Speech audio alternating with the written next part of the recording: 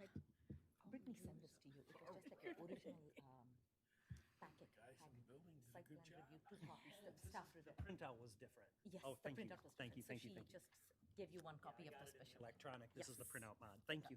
Thank you. What's that? That's an update. If That's you have correct. this corrects the printed copy. The electronic copy was correct for. For which issue? This is Oh, Ashley. Ashley Yeah, Capital. yeah. Mr. Chair, if you like, in the discussion of the agenda, I can mention what the printouts are. There's the addition or correction of the special land use report and a supplemental information sheet that was I just sent her based her on some requests for passport, that's all I. projects. I can That's, mention it. okay, then that's under the agenda item? Registration. I can mention it as part of the discussion of the agenda. Agenda, okay. I don't have issues. Yeah, that's just,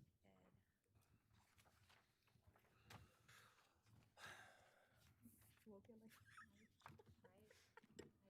Won't happen again, right? You've learned your lesson.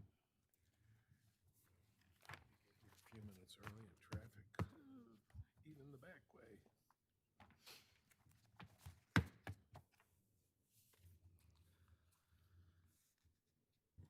oh, didn't realize we got a digital card.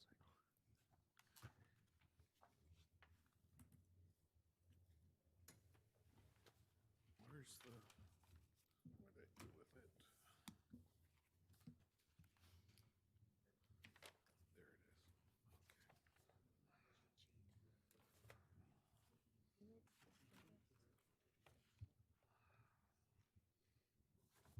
I can stay out.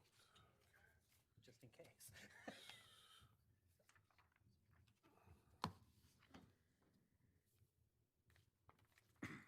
It is 5:30. I call the Charter Township of Van Buren Planning Commission meeting to order for Wednesday, September 27th, 2023. This time, I'd like to have the Pledge of Allegiance. I pledge allegiance to the flag of the United States of America and to the republic for which it stands, one nation, under God, indivisible, with liberty and justice for all.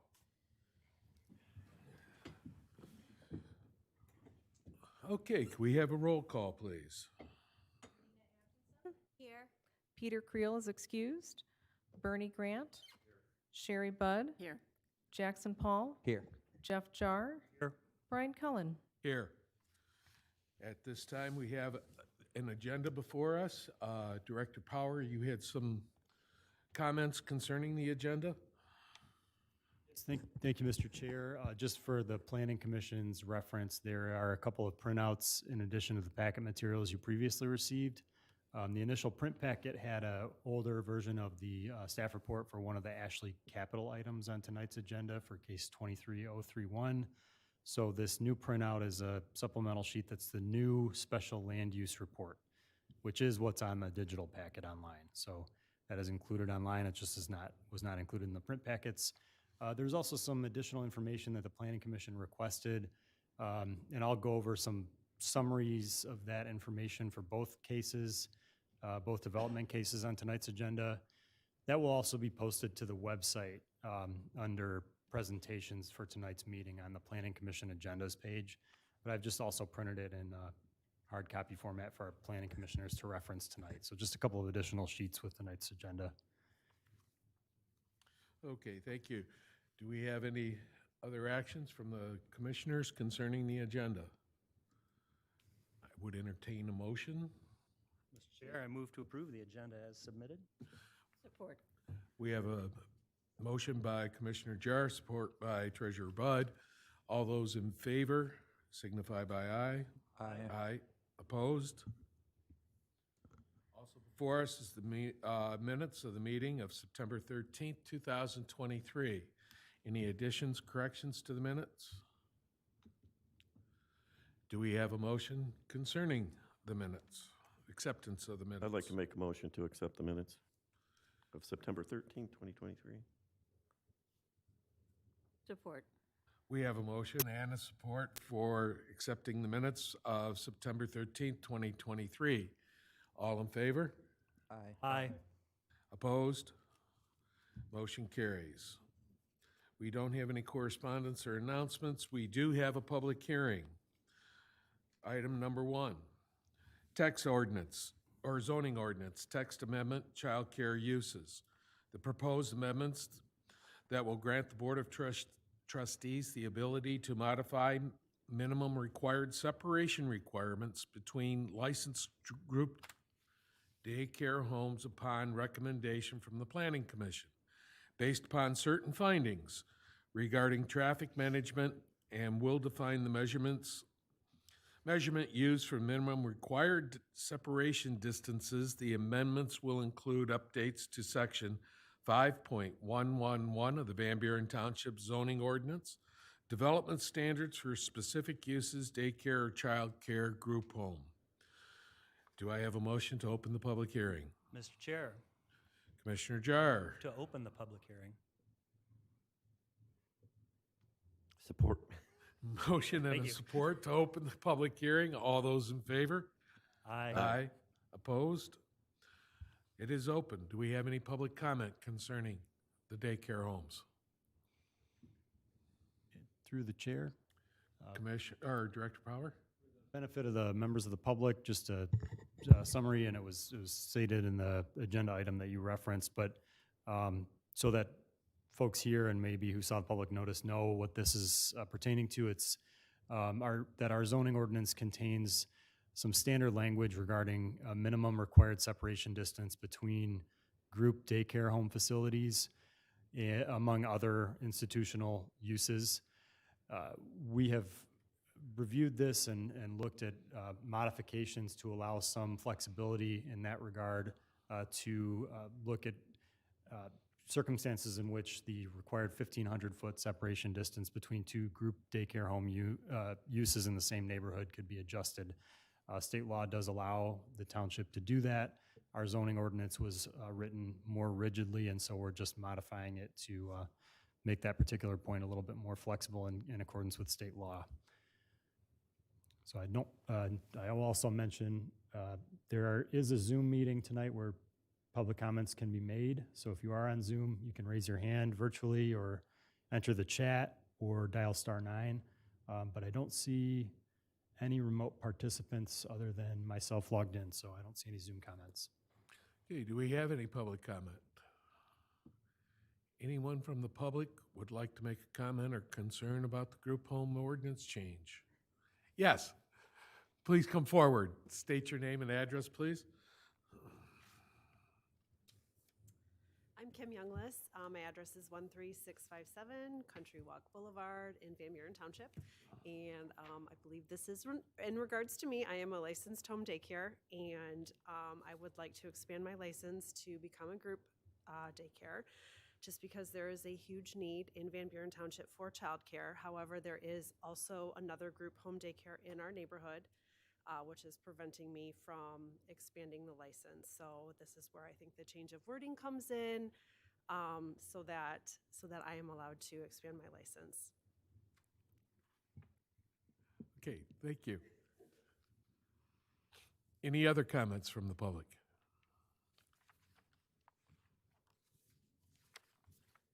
And one last time, public comments? Okay, do I have a motion to close the public hearing? Mr. Chairman, I move to close the public hearing at this time. Support. Have a motion and a support to close the public hearing. All in favor? Aye. Opposed? Okay, motion carries. Item number 2 is public hearing also with Crossroads Distribution Center North 111 LLC. A request by Crossroads Distribution Center North 11 LLC to construct a distribution center. This distribution center consists of one building with a ground area of approximately 630,417 square feet of space and affiliated site improvements, along with grading and earthwork on property surrounding the building site. The total affected area will be approximately 175.0 acres. The property is zoned MT Industrial Transportation District. the location, the distribution center, and auxiliary improvements will be constructed on the south side of Van Buren Road, west of Haggerty Road, including the parcels as listed in the agenda for tonight. At this point, could we have a motion to open the public hearing? Through the chair, make a motion, we open the public hearing. Support. We have a motion of support to open the public hearing. All in favor signify by aye. Aye. Opposed? Okay. Do we have any public comment on the hearing?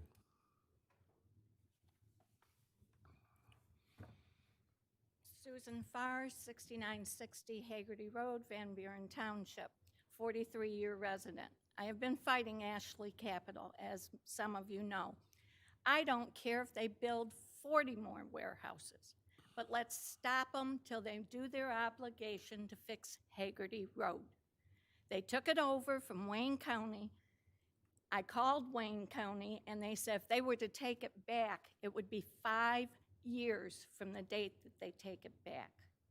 I don't know if they're telling the truth. I don't care. You've lost people that won't even travel out there.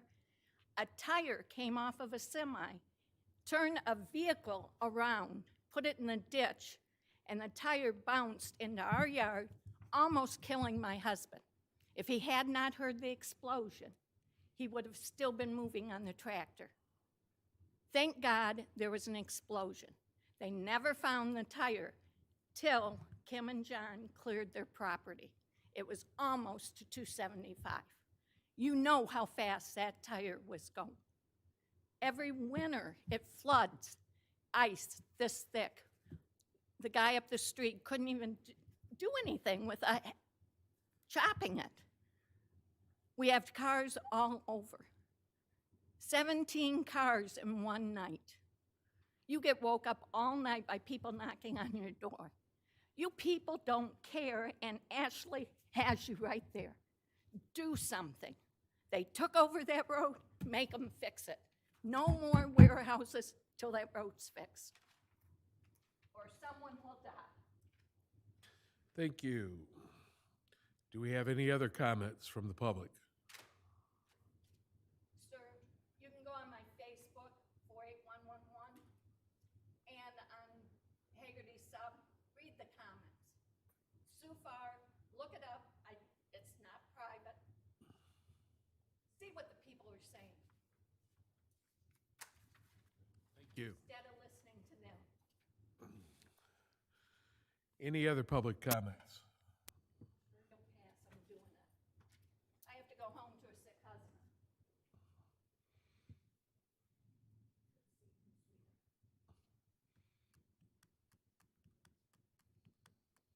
Anything on Zoom? No, Mr. Chair, there are no comments on Zoom. Any other comments from the public? Okay, do we have a motion concerning the public hearing to be closed? Mr. Chair, I move to close the public hearing at this time. Support. Motion and support to close the public hearing. All in favor signify by aye. Aye. Aye. Opposed? Seeing none, motion carries. Public hearing is closed. We don't have any old business, the new business. The first one up, item number 1, zoning ordinance text amendment, childcare uses.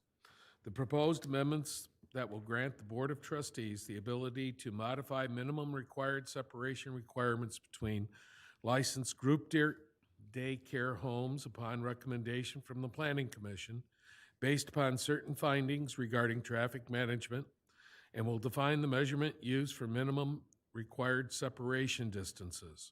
The amendments will include updates to Section 5.111 of the Van Buren Township zoning ordinance, development standards for specific uses, daycare or childcare, group home. Action item up, staff presentation. Director Power. Thank you, Mr. Chair. This item was discussed over the course of 2 different work sessions with the Planning Commission before being recommended for the public hearing that we just held. As mentioned, there are standardized minimum separation distance between daycare uses. Under state law, daycare uses are recognized as a use that is meant to be applied in a residential setting and is thus permitted in residential zoning districts up to a certain level by right. What are called family daycare homes up to 6 children, tweaking that to 7 with a recent change in the statute. Those are permitted by right throughout the township in the residential zoning districts. Group daycare homes under state law are eligible to be permitted as special land uses in the residential zoning districts, and those accommodate up to 12 children or up to 14 as a temporary policy under the state's licensing agency. So the idea with this text amendment was distinct from some of the other institutional uses, adult foster cares, correctional facilities, and others, that the Board of Trustees may modify with respect to other group daycare homes, the minimum separation distance, if certain findings are met regarding traffic, drop-off, pickup times, and other issues. There's also a definition to what is measured as the separation distance, because that was not as clear previously. So we use the language from the state law regarding this point, that the distance you have to measure is along a road, street, or place maintained by the state, county, or local unit of government, and generally open to the public as a matter of right for the purpose of vehicular traffic, not including an alley. So that tells you what that 1,500-foot measurement is by default. So this has been reviewed a couple of times by the Planning Commission. Staff is recommending that you go ahead and forward your recommendation for approval to the Board of Trustees. And if that occurs, then the next steps will be 2 votes by the Board of Trustees. Ms. Christian helped to author this amendment. I don't know if there's anything else to add at this time from her. Nothing at this time, Director Power. This ordinance is designed to line up with state law and also serve a much-needed childcare deficit in our community. So I think it's a good ordinance to pass and get into place. Thank you. We have Planning Commission discussion. Commissioners, comments, concerns? I would just say, I think it's ready to be recommended to the Township Board. I think they've done a good job of putting it together, and I think it's ready to move on to the next level. Any others? Through the chair, I agree. Commissioner Jar. Mr. Chairman, I'm always happy when we can see a member of the public come out and think that we're making an ordinance change just for them. But I want to reiterate that this is for the benefit of everyone in this township. We think it's the right thing across the board and is applicable generally throughout the township. We've reviewed it many times at this point, and I also agree that it's ready for recommendation. Okay, any other comments? Thank you, Mr. Very good point. I too agree that I think it's something that's needed in our community. So with that in mind, do we have any public comment? I noticed that there's not a spot for it on the agenda, but always welcome the public. Okay, with that, do we have a motion? Mr. Chair? Commissioner Jar. I move to recommend to the Township Board that they adopt the proposed amendments to the zoning ordinance text to grant the Board of Trustees the ability to modify minimum separation requirements between licensed group daycare homes upon recommendation from the Planning Commission based on certain findings regarding traffic management, and that will define measurement used for minimum required separation distances. These amendments are to be found in Section 5.111 of the Van Buren Township Zoning Ordinance, Development Standards for Specific Uses, Daycare or Childcare Group Home, as was described in the letter from staff dated September 15th, 2023, submitted for your consideration. Support. We have a motion by Commissioner Jar, supported by Commissioner Grant. Could we have a roll, do we have any discussion on the motion? Roll call vote, please. Sherry Budd, Yes. Bernie Grant, Medina Atchison, Jackson Paul, Yes. Jeff Jar, Yes. Brian Cullen. Yes. Motion carries.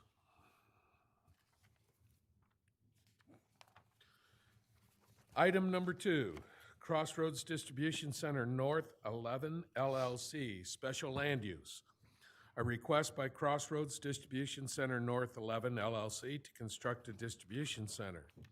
This distribution center consists of one building with a ground area of approximately 630,417 square feet of space and affiliated site improvements, along with grading and earthwork on property surrounding the building site. The total affected area will be approximately 175.0 acres. The property is zoned MT, Industrial Transportation District. Distribution centers require special land use approval in the MT Industrial Transportation Zoning District. The location, the distribution center and auxiliary improvements will be constructed on the south side of Van Born Road, west of Haggerty Road, including all the parcels listed in the agenda. At this time, could we have a presentation by the township staff? Thank you. Director Power. Thank you, Mr. Chair. There are some items that I will add comment on following the comments from our consultants, including a note about the Haggerty Road reconstruction project, which is very, very important, brought up by one of the members of the public tonight.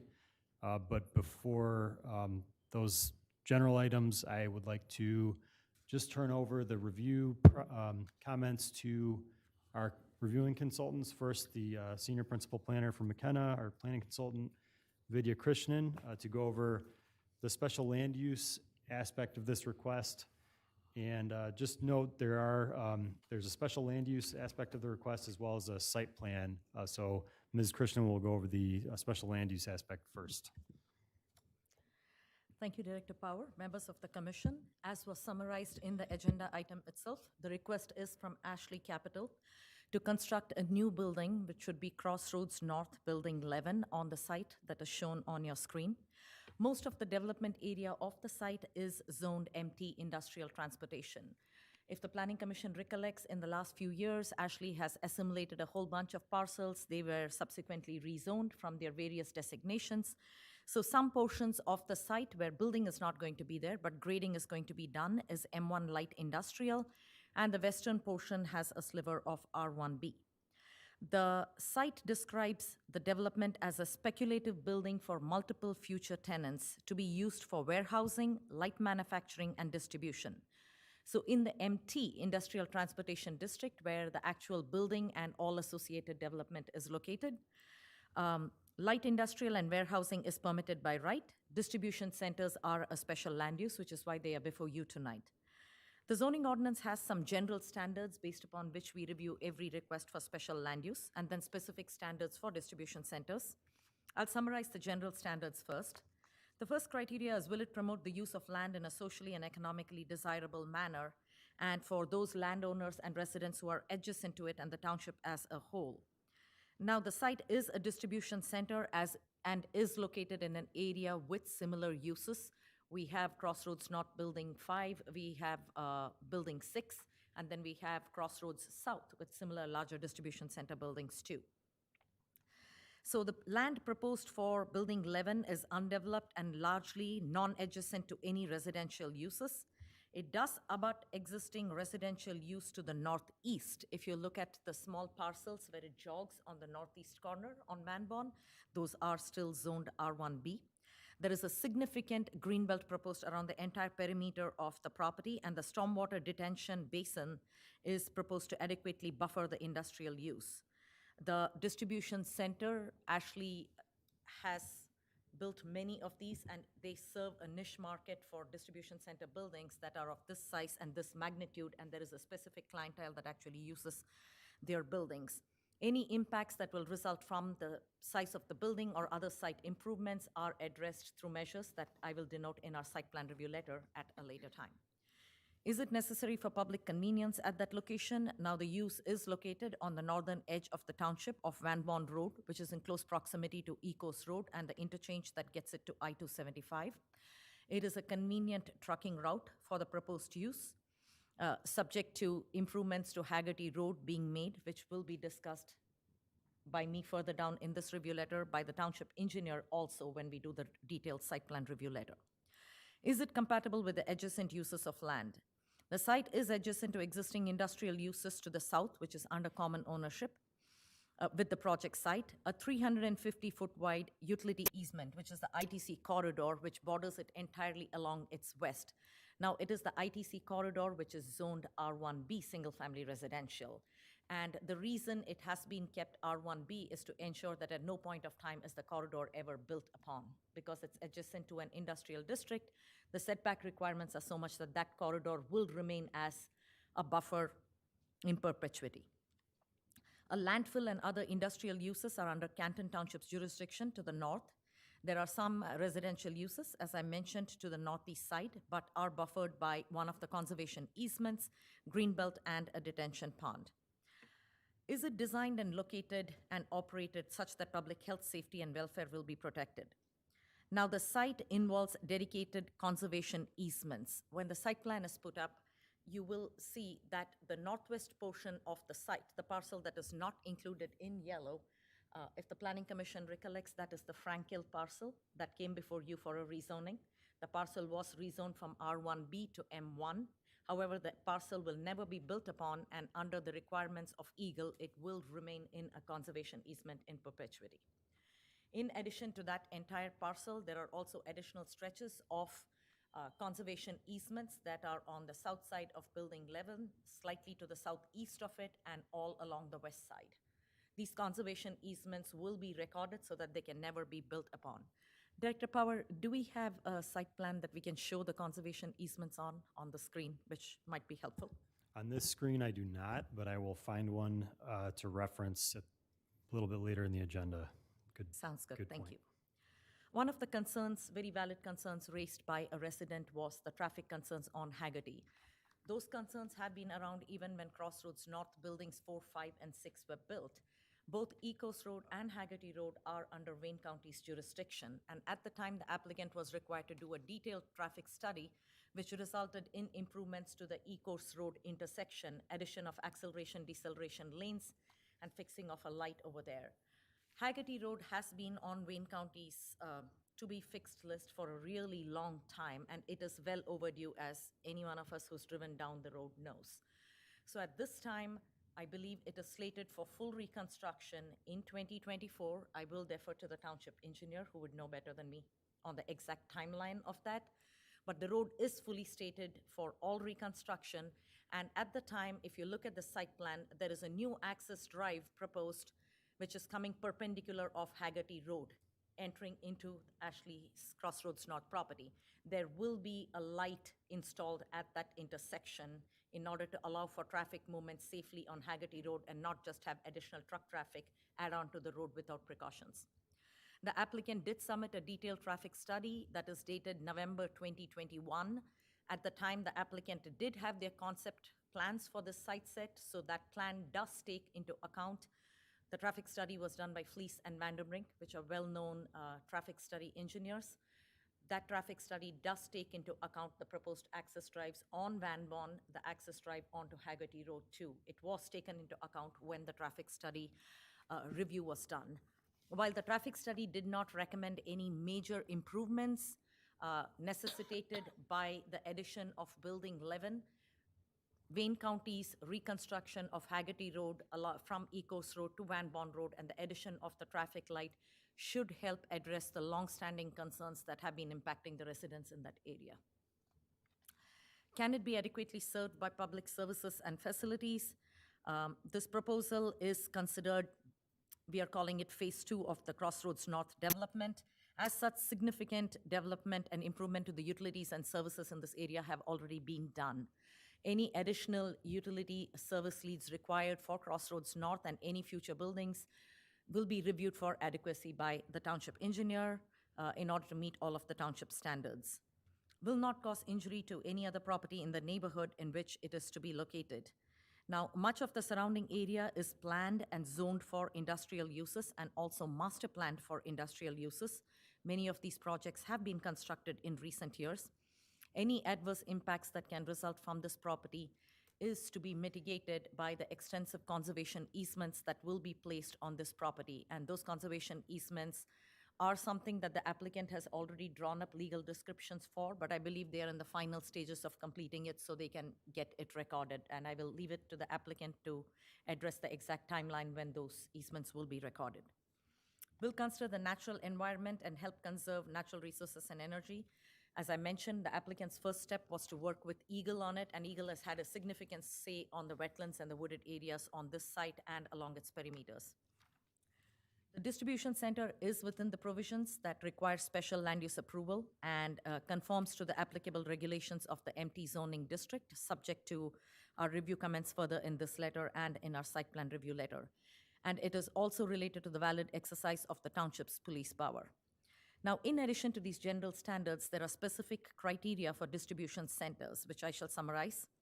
A distribution center building has to be a minimum of 250 feet from any residential zoning district and 500 feet from any dwelling. Now, the site does comply. The building is placed at a minimum of 402 feet from the west property line, 683 feet from the east residential property line.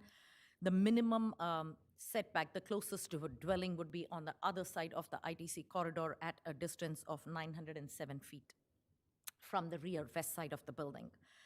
The building is required to be a minimum of 450 feet from any public right-of-way, and the structure is set 450 feet from Van Bond Road. One of our ordinance requirements for distribution centers is that no truck dock or no truck staging area or trailer staging area or overhead doors can be located within 350 feet from a residential district. Now, the proposed truck staging areas on the southwest corner of the site is located at a setback of 250 feet. I am not able to point it out on that. Currently, the slides are projecting from a different computer, and I'm working getting the conservation easement slides Yes. up. But I do have a slide that shows that on the site plan portion of the comments tonight, so. That is helpful, Director Power. All of the area that is shown in green crosshatch is part of Eagle's conservation easement, which will not be built upon. Now, the distance 207 feet to the trailer staging area will be approximately this area, this trailer staging area to this property. It's 207 feet. Now, our zoning ordinance says the minimum required setback is 350 feet from any residentially zoned area, not used. So it requires a minimum setback of 350 feet from the ITC corridor. The applicant is proposing a setback of 207 feet, and this setback area is heavily wooded, as I mentioned, part of the conservation easement, with the closest residence at least 800 feet away at that point. However, since the proposed setback does not meet the letter of the ordinance, the applicant will require a variance from the Zoning Board of Appeals in order to allow for the reduced setback from the residential district boundary. The ordinance also requires that all paved surfaces, etc., shall be located not less than 60 feet from any residential districts, and the site plan does comply. All of the paved areas are set back, which means the 60-foot area is technically to be a green belt that is to be planted with trees, and that's why the setback requirement is in the ordinance. The proposed distribution center at this time meets the general standards for consideration of special land use approval for the MT district and most of the specific standards for the distribution center building. It would be our recommendation that the Planning Commission recommend approval of the requested special land use to the Township Board of Trustees, subject to approval of a variance for the staging area from the Zoning Board of Appeals and final site plan approval. I would be happy to answer any questions and any clarifications you may want on the special land use portion of the project. Thank you. Mr. Kamer, Director Power? Thank you, Mr. Chair. At the Planning Commission's discretion, you can combine the special land use and preliminary site plan review aspects of this request, or you can keep them separate. So if you were to keep them separate, you could go right into deliberations, discussion, and take the vote on the special land use request, or if you'd like, we can go into the site plan review findings and go into that analysis and then take both votes consecutively. Mr. Chair, I have a preference for keeping them separate. Okay, we keep them separate. Then we want to act then on public comment for the special land use. Applicant. Or the applicant, I apologize. Presentation by the applicant.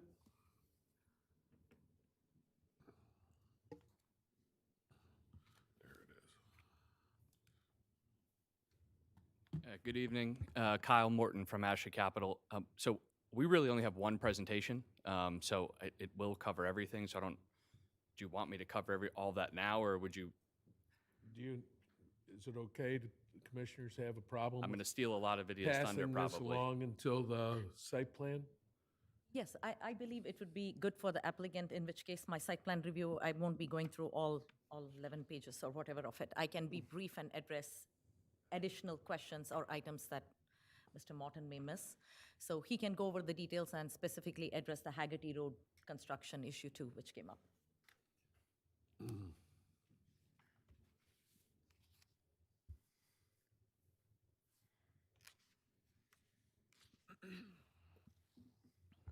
All right, I'll get, so just on the cover here, we just have the conceptual site plan and then one of the building renderings. So it's been a little while, and I know we have a few new members, so I was going to give a little Ashley Capital overview, and then talk about kind of the overall Crossroads Distribution Center project that we have, and why we're talking building number 11 right now, when the last one was number 6, and then talk about specifically this site plan and some of the special land use considerations. So Ashley Capital, we're headquartered in Canton. We're right on Haggerty Road, just north of Michigan Avenue. We own 22 million square feet of warehouses in Metro Detroit. And as Ms. Krishnan mentioned, we really specialize in these, what we call bulk warehouse buildings. Traditionally, bulk is above 200,000 feet. Our average size is about 600,000 feet. So we're pushing 35 buildings this size in the metro area. So the overall site plan, Crossroads North is 290 acres. What we're calling Phase 2 now is 175 acres. As mentioned, we're really mostly MT zoned with a really small sliver of R1B and then a little bit of M1 zoning. Pretty much all that rezoning was taken care of in the last 5 years. The land assemblage started, I think, in 1995 on the north side of Ecorse Road, so been a long time in the making. What is this specific site plan? We tried to do it a little bit with colors here and shading. On the site plan, you can see buildings 4, 5, and 6, which is the building on the page right that fronts Ecorse Road, as well as the FedEx and Our Next Energy buildings, which we call 5 and 6. Building 11 sits in the northwest corner of the overall site plan.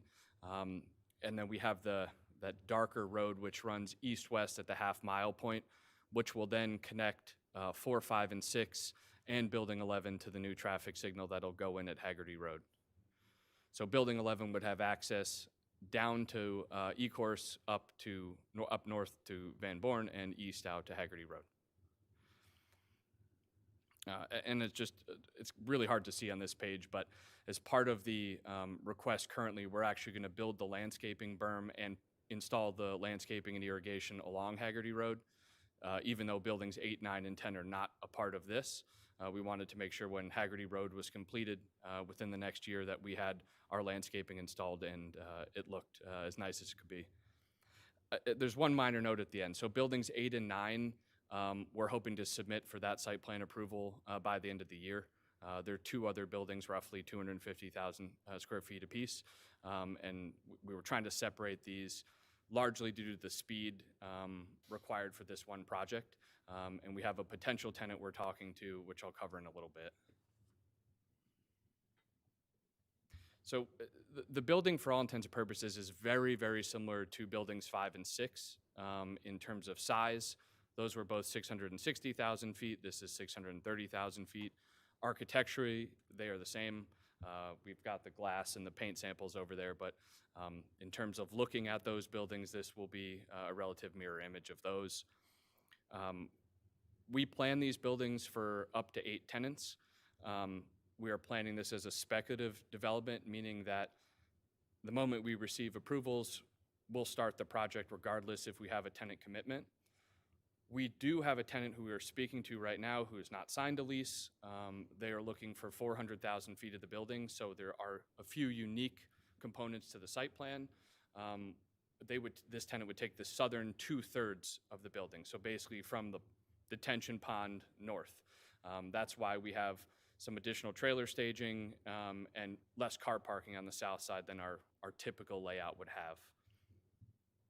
And that tenant is currently in Romulus. They want to be in Van Buren Township.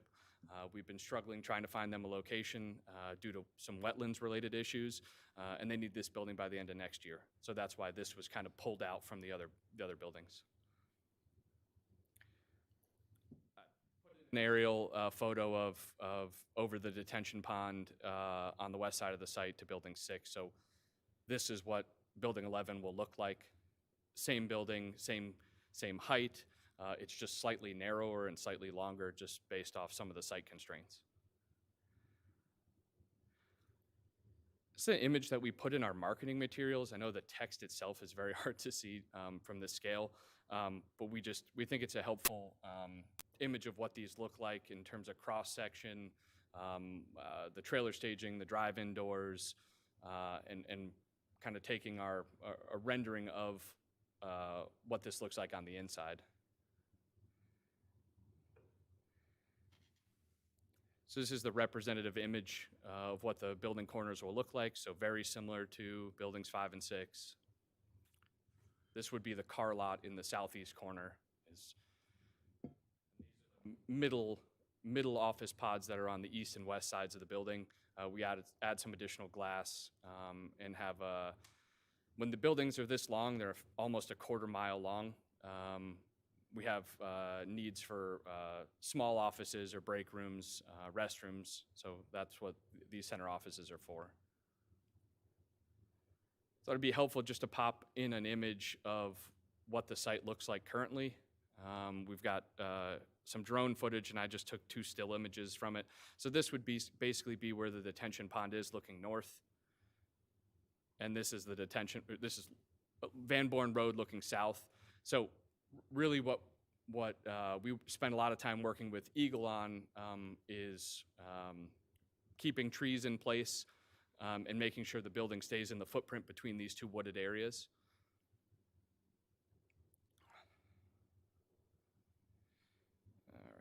So from a wetlands perspective, it took us over 2 years to get this wetlands permit. It was a lot of time working with the state and finding some creative solutions.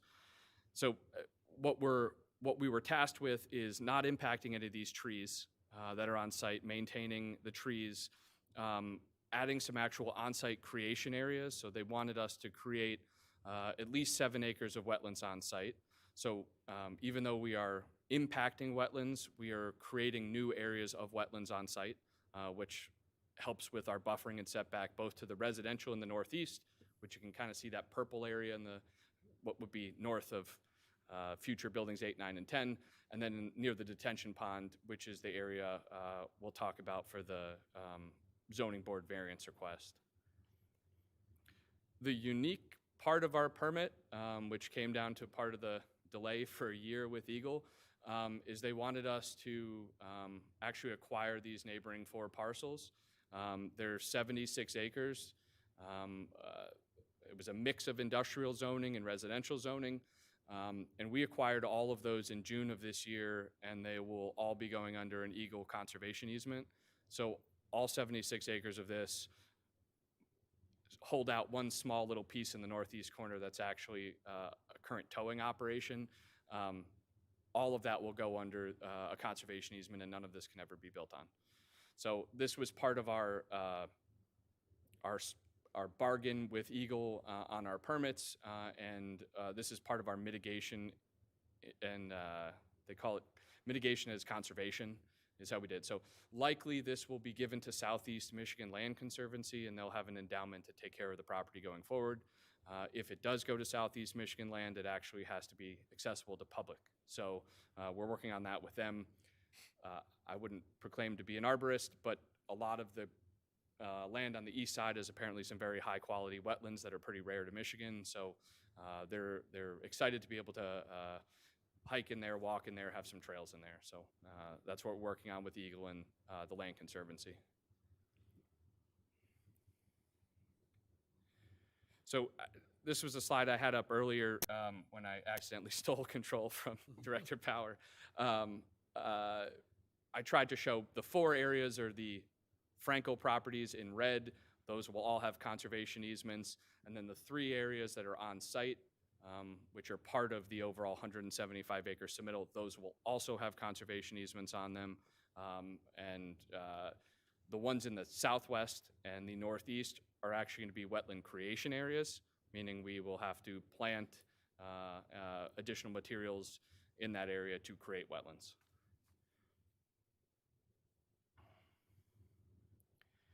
All right, so to quickly talk about the variance that we're requesting.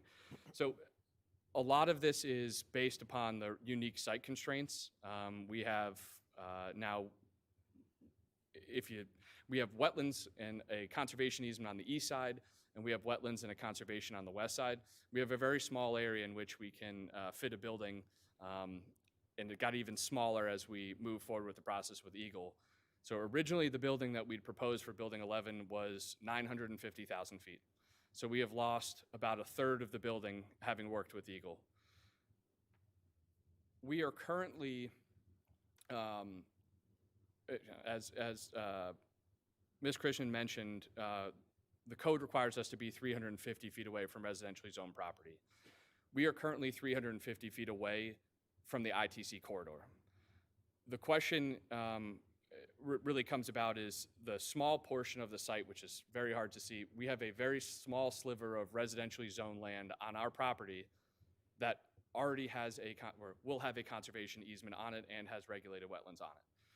So we had 2 options to either, I guess 3, make the building smaller, which would not be financially feasible or usable and didn't work for this tenant, file for rezoning on that property to make that property industrial zoned, or put a conservation easement on it and ask for a variance. So we have a 350-foot setback from the ITC corridor, and then we have additional land that is being put in a conservation easement. So there's no parking in that area. It is being left fully protected and cannot be developed. So this was the image we looked at slightly earlier. So the small sliver in brown is the R1B area. So that is what's actually triggering this variance request. So when we had gone in to rezone the Franco property, which is the green property, we could have pursued the option to have rezoned the residential land that we had currently owned. We decided to pursue this route rather than try to expand our industrial zoning further. So said another way, if we had rezoned our property that we own, we would still be 350 feet away from the ITC corridor. When we talk about the specific tenant, the tenant needed 230 trailer spots, and they need about 150 dock doors. What we drew on here, which is the red line, that red line would be 350 feet from the Ashley Capital owned residentially zoned property. If you see that, it cuts into the building and also takes away the dock doors. So we would create a situation where the building would not be functional based on its size or usable by tenants. When you get to buildings that are this big, they're in what we call a cross-dock configuration. Similar to buildings 5 and 6, you have docks on both sides of the building because the building is too deep. If we had not asked for this variance, we'd be in a situation where we had no dock doors. We'd have a really big building and everything would have to go out one side. It'd be too deep to be usable. Typically, anything over 300 feet is single loaded for us, like our building 4. This is 470 feet, so it needs to have doors on both sides to be usable. The last thing I wanted to cover was Haggerty Road. So dating back 5 years ago, we've been working with the county and the state to try to find a solution, knowing that Haggerty Road is a problem. Our buildings 1, 2, and 3 have been off Ecorse Road for 25 years now. and we're acutely aware of how big of a problem it is. I would say the people in our office who have to come down here don't like taking Haggerty Road. We have multiple people who commute to the office, and they see the same problems, people driving in the middle of the road to avoid the potholes. So in an effort to accelerate the timelines with the county and the state, we fronted all the engineering costs. Last year was $300,000. And in December, we were awarded through Our Next Energy, we were awarded a state grant to rebuild Haggerty Road. So just to clarify, we never took over the project. We were never in charge of it. It is a county project. What we were trying to do was condense the timeframes. If we had paid for the engineering, we avoided county procurement processes, county budgeting.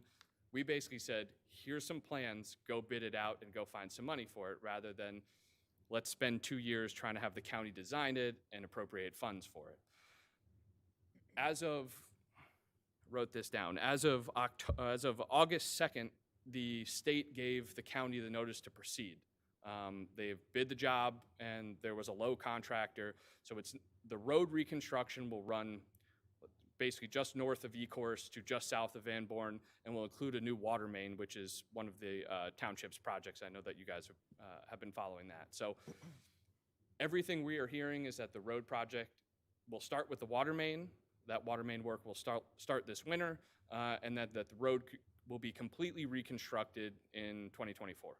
So all the funds have been secured.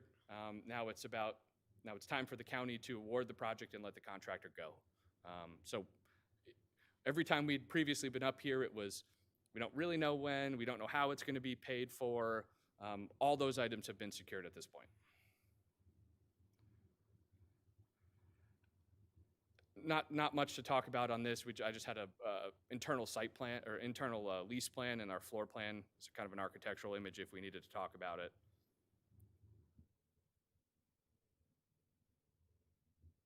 And I had one or two more I don't think is anything different, just in case someone asks a question for it. So guess I'll open it back up to the engineering and planning reviews. Okay. And at this point, Planning Commission discussion. Commissioners? Questions? Questions to the applicant as well? Yes. Yeah, I do have questions. I want to expand a little bit on the Haggerty Road. And it has been, it's been a problem for probably 5 years. I've traveled down Haggerty Road. Everybody avoids it. I hear from everyone. I've seen, semis, full-size semis, traveling on the wrong side of the road to avoid the major potholes. So it's appreciated that you've actually, stepped forward and helped accelerate the timeline of the construction, which is great. I understand that the water, the underground water is going in this winter sometime. So that work will probably stretch through, early spring or late spring, early summer, so that the road reconstruction, the major portion of it that is the dangerous part, probably won't happen until mid to late next year. Would that be safe to say or not? The county has indicated that early 2025 is the final completion date, so Which is a till then. long way off for a lot of people that try to use that road. And obviously we heard, from the previous lady, the conditions that she lives under.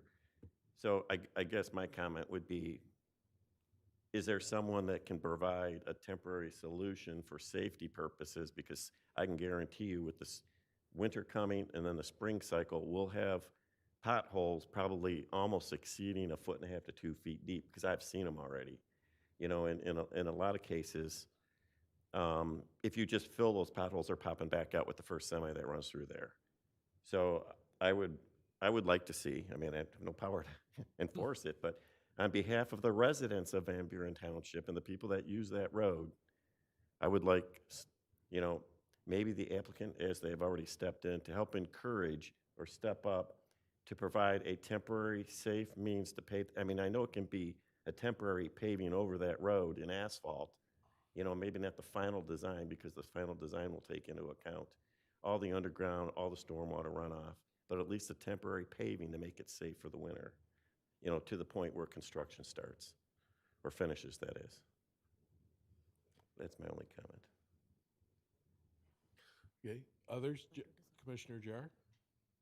Mr. Chair, I would ask the applicant to explain how does the 2024 planned timeframe of completion for Haggerty Road rebuild line up with your completion plans and going live with an occupancy in this building? How do the timeframes line up in your mind? Is the building going to be done before or after the road, sir?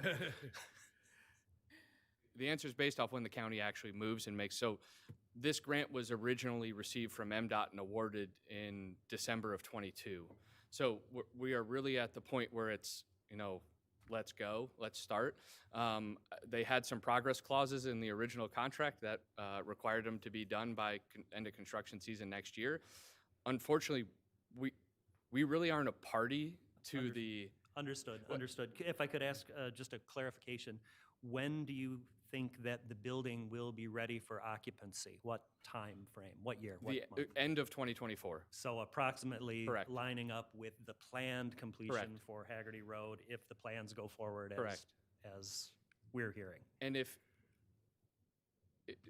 practically speaking, if the county acts like how we expect them to act, the road may not be fully complete by the end of '24, but the way our site plan lays out is that all the traffic from the south end of the building can go down the west drive past Our Next Energy and FedEx.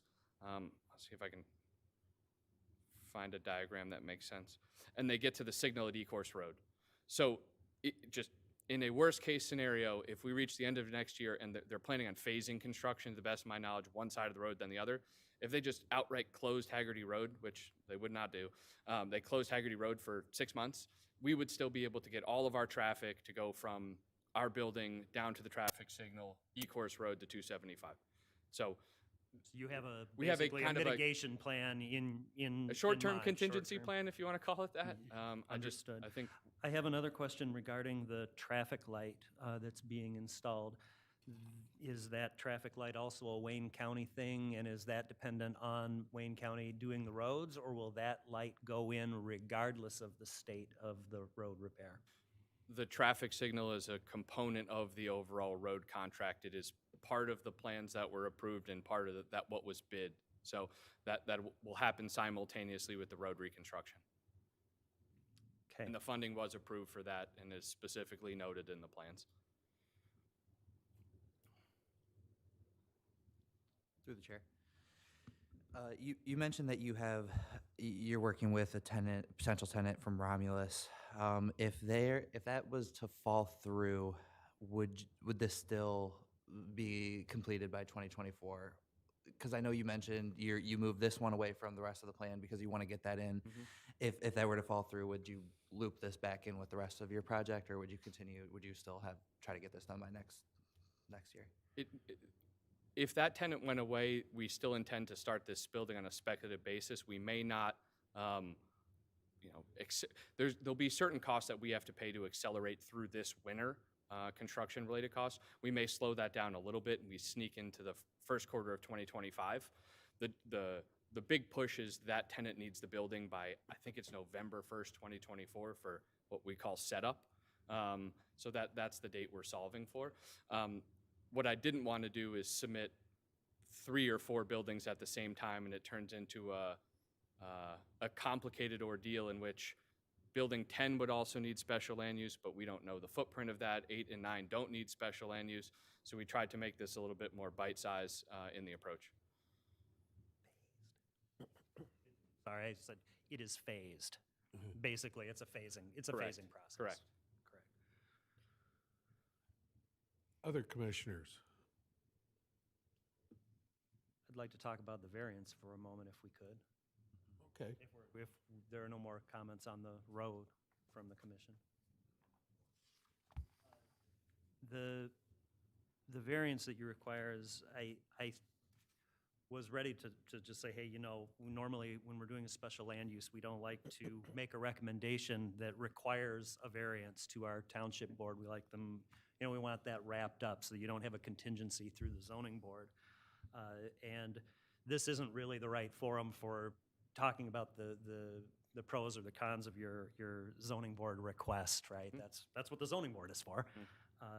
But I think I understand your reasoning for trying to pursue it through a zoning board. I was ready to counsel counsel you on, hey, you know that going for a variance, that's not always the most expedient way to get things accomplished, and maybe you should look at the plan and try to come up with a form that works better. But I understand, and it's certainly your right to pursue the variance. When we, if we were to consider this special land use or recommending it, we don't grant this, by the way. This is a recommendation to the township board. One of the things that I think we need to make sure is clear is that it is conditional upon either you getting the variance approved or modifying your plans such that they don't have a need for a variance. I'm afraid that if we simply send it up with the condition that you must have a variance and you are denied your variance, that could slow down your project in a way that means you have to go back for another special land use review. But I was prepared to say, maybe you should try to come back with a different set of plans, but I do understand I understand the approach, is what I wanted to say there. And I wanted to vet that with our consultant, that if there was to be a motion, including a clause that said, get the variance or update the plan is acceptable to the Planning Commission for the purpose of special land use. Right. If the Planning Commission were to make a recommendation to the Board of Trustees, you can condition it upon the variance, and even if the variance is denied, the special land use approval still stands because you're approving the distribution center use. What will happen is if you should choose to grant preliminary site plan approval, the preliminary site plan approval gets voided and they have to come back before you for preliminary site plan approval. The special land use stands. You're approving only the use. You're not approving any aspect of the site plan as part of this. So the special land use will still be valid. They'll just have to go back to the drawing board for preliminary site plan approval. Oh, okay, so. This will stand regardless of whether the zoning board of appeals grants the variance or not. And as planners, Director Power and I, our first reaction when anybody even says we want a they start with VAR and we are like, nope. So, no, because ordinances are written for a reason to be followed. So we did explore every aspect with Ashley to see if the building could be modified, could it be shifted. But at the end of the day, the site has to be functional, should have proper circulation, and should be safe. That's also important. So that is why, all said and done, when they came up with this final plan, it was something we found to be acceptable. Understood, and you're hoping the BZA will also find it acceptable. That's not our purview here on Planning Commission. I feel like there was one other question, but it's Director Power. Thank you very much for looking into the Haggerty Road information and providing that in the addition of the packet. I know that was a late request that I brought you, but thank you very much for taking the time to answer it. That's it. I'm done, sir. Okay. I do have a question. In the building numbering, you have 4 through 6, and then all of a sudden 8. Is there a reason 7 isn't mentioned? Is a placeholder for land that we own along Haggerty Road. We don't own everything. What we're trying to avoid is a situation, and this is really meant for fire life safety purposes, that we all of a sudden come back, and if we have a building that goes along Haggerty Road and it's number 13, somebody's driving around is really confused where 4, 5, 13, 7, 8, so it is a placeholder. We don't currently control all the land. But it's just, it's a numbering system to make sure we don't hop around. Okay, I was just curious. Yeah. If there was a number 7 in the future, where it would be, and, Yeah. okay. Let me just pull up one map. Basically, if you were to go directly east of Building 6, which you can see on the aerial, which is the stone pad, it's actually might be easier for me to point to the right over here. That area. So currently we own everything until that lot right there. So that building could be 50,000 feet or I don't know, 200,000 feet. I don't know, but it's a TBD in the future. Okay, thank you. Commissioners, any other comments? Through the chair, I just want to say thank you. Everything was very detailed. I absolutely think it's fabulous. Thank you. I want to go to the possibility of resurfacing. You know, residents have told us before, we don't care. We care tremendously, and safety is top notch. With that being said, is that a possibility? And maybe that's a question for our engineer consultant? If you can just elaborate, is it efficient? Is it a waste of money?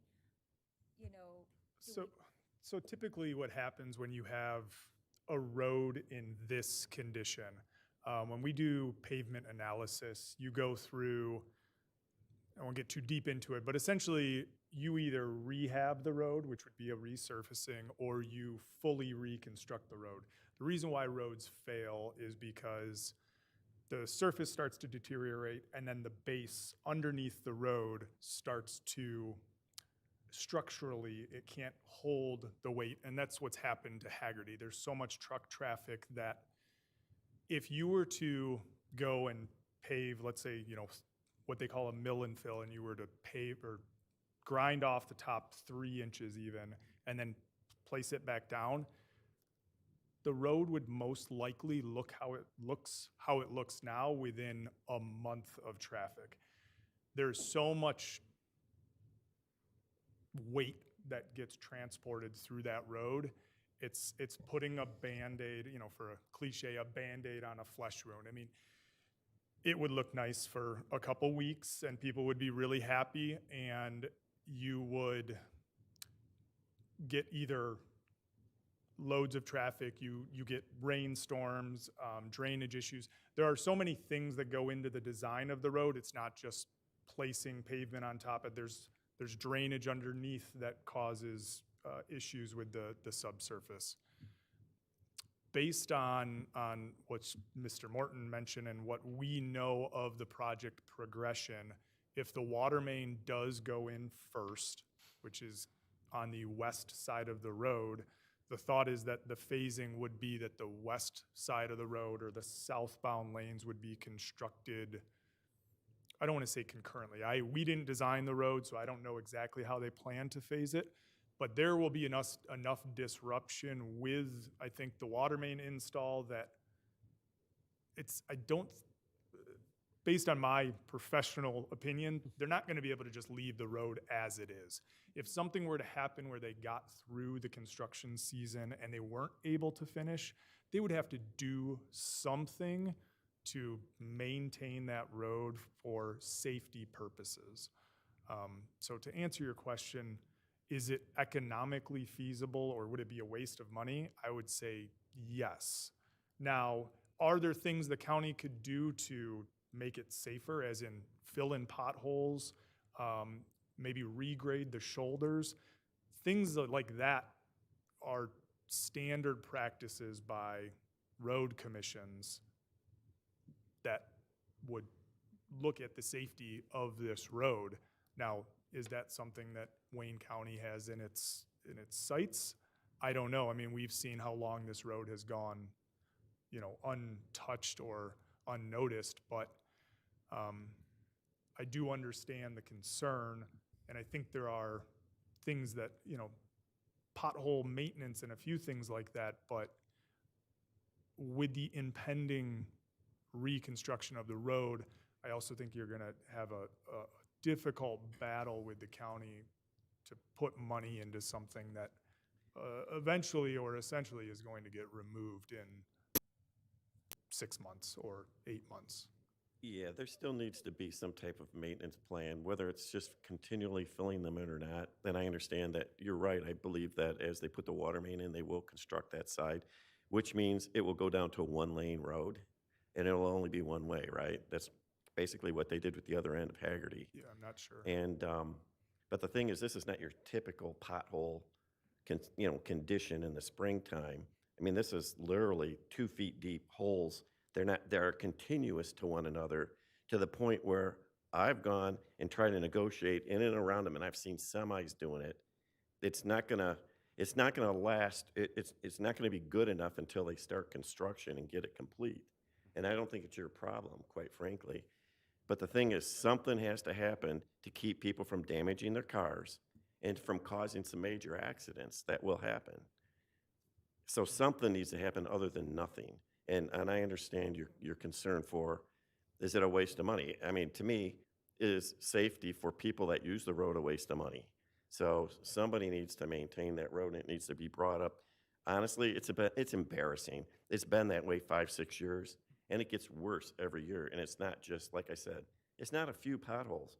It's like somebody dropped a few bombs all the way down the road, and they've opened up craters. So, I mean, I understand your points, but something needs to be done, and something needs to happen, like, immediately, you know, and even during construction, it needs to be maintained. I'm hoping for it to start, because if it means they maintain that road for the workers' safety and for trucks that will bring in supplies, the sooner the better. I don't know if Ashley, since you stepped forth and put forward the money for all the engineering and all that, I don't think Ashley can go out there and actually fill in the potholes, because Wayne County owns the roads. They won't let them touch it. But I would would agree. you be able to at least speak to them and get them to temporarily patch it? Because it's been there for 5 years, so we obviously have not made much progress in getting them to fill those potholes. Absolutely, yeah, absolutely. We continuously are in a conversation with them, and it's, you know, the Band-Aid to flesh wound is a good analogy. They've come out there 3 or 4 times and cold patched the holes. You know, you'll just see them. Practically, we're also running into an issue that we've got probably 45 days until the asphalt plants close, and we're not going to get the county to act that quickly if we also tell them, hey, you need to pay for it too. So we're going to have those conversations with them and make sure we can at least cold patch it. The best thing we can do is get them to start the project, because if they're going to maintain access at least one direction, and they have to for the neighbors and the businesses, the residents and the businesses, they're going to be required to patch those holes in, not just cold patch them, make them so it's a serviceable lane. Right. So if we all think of the road as, I don't know, it's probably 30 feet wide right now, I don't know. Everybody's driving right now in the middle because the shoulders are so bad. If they're going to start replacing one side, they need to make sure that other side's safe for passage. Exactly. Yeah. So, and that's part of the construction contract, and so our focus has been to push them to move, and we thought when they got the notice 2 months ago that they were going to start. So we're following up weekly, but we'll make sure we put in the notice to fill some potholes, because my dad was in town recently and his tire blew out on there in an Uber. So it's the same, yeah. When they pop loose, I mean, it's instead of, you know, only going out there once every several months. Yep, but the best thing we can do is notify them, because it's a county Right. road. So it's Right. we're chasing our tail a little No, I bit, but understand we that. keep doing it the best we can. Through the chair, this may be a kind of mundane concept too, and I don't know if it's this simple, Mr. Morton, but it's not a lot of effort to use the county's hazard reporting system, and I found having the tickets and having a direct link to a specific site or pothole can be helpful. Sometimes there's a pretty quick response. I'm not sure if that's the kind of communication you've had, or if you've had more direct communication with folks in your office, with the officials with the county who you've been working with, but using the hazard reporting system can't hurt. So that's one thing. I would echo that, though, that the more people who put in information with they're a local resident, we have a few people in our office who fill that out. We try to use our office address as something, but we're not actually in the township. We push everybody that we know that's just to fill out that report, and they try to bring it to the top of the priority. Mr. Chair, is this hazard reporting system something that anyone in the county can use? That Yes. Citizens can use? Correct. Well, that would be a great thing to know about. Yeah. County can go online to their road there. There is a specific page over there, and you can fill in the location of the pothole where it needs to be. Any citizen can report it. And I guess if all the citizens keep bombarding the same location again and again, at some point the county has to pay attention to that. Good information. Everybody has some homework. And I'd be glad to share that link with the folks on the Planning Commission, have it up on the website after tonight's Would you meeting. please? Okay, any other comments from the commissioners? Public comment. Do we have any comments from the public? Anybody in the public want to make a comment? There's nobody on Zoom, Mr. Chair. Anybody in the public comment on this issue? Okay, then I guess we could entertain a motion if so desired by the commission. Mr. Chair, I'd be happy to make that motion. Go for it, Commissioner Jar. I move to recommend to the Township Board that they grant the applicant Crossroad Distribution Center North 11 LLC the special land use approval to permit construction of a distribution center consisting of one building with a ground area of approximately 630,417 square feet and affiliated site improvements, along with grading and earthwork on property surrounding the building site.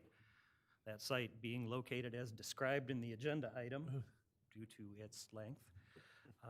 And that is to be based on the analysis and subject to the conditions detailed in the McKenna letter dated September 19th, 2023, and the letter of staff dated 15 September 2023, noting specifically for the board the feedback and concerns presented tonight by the public and the Planning Commission regarding the urgency for the Haggerty Road improvements to be completed as planned. I look for your support. We have a motion by Commissioner Jar, supported by Commissioner Grant. Do we have any discussion on the motion? Seeing none, could we go ahead with roll call vote, please? Yes. Zena Atchison, Yes. Bernie Grant, Yes. Sherry Budd, Yes. Jeff Jar, Yes. Brian Cullen. Yes. Through the chair. So that hoop has been jumped through. Through the chair. I just have one question again for you.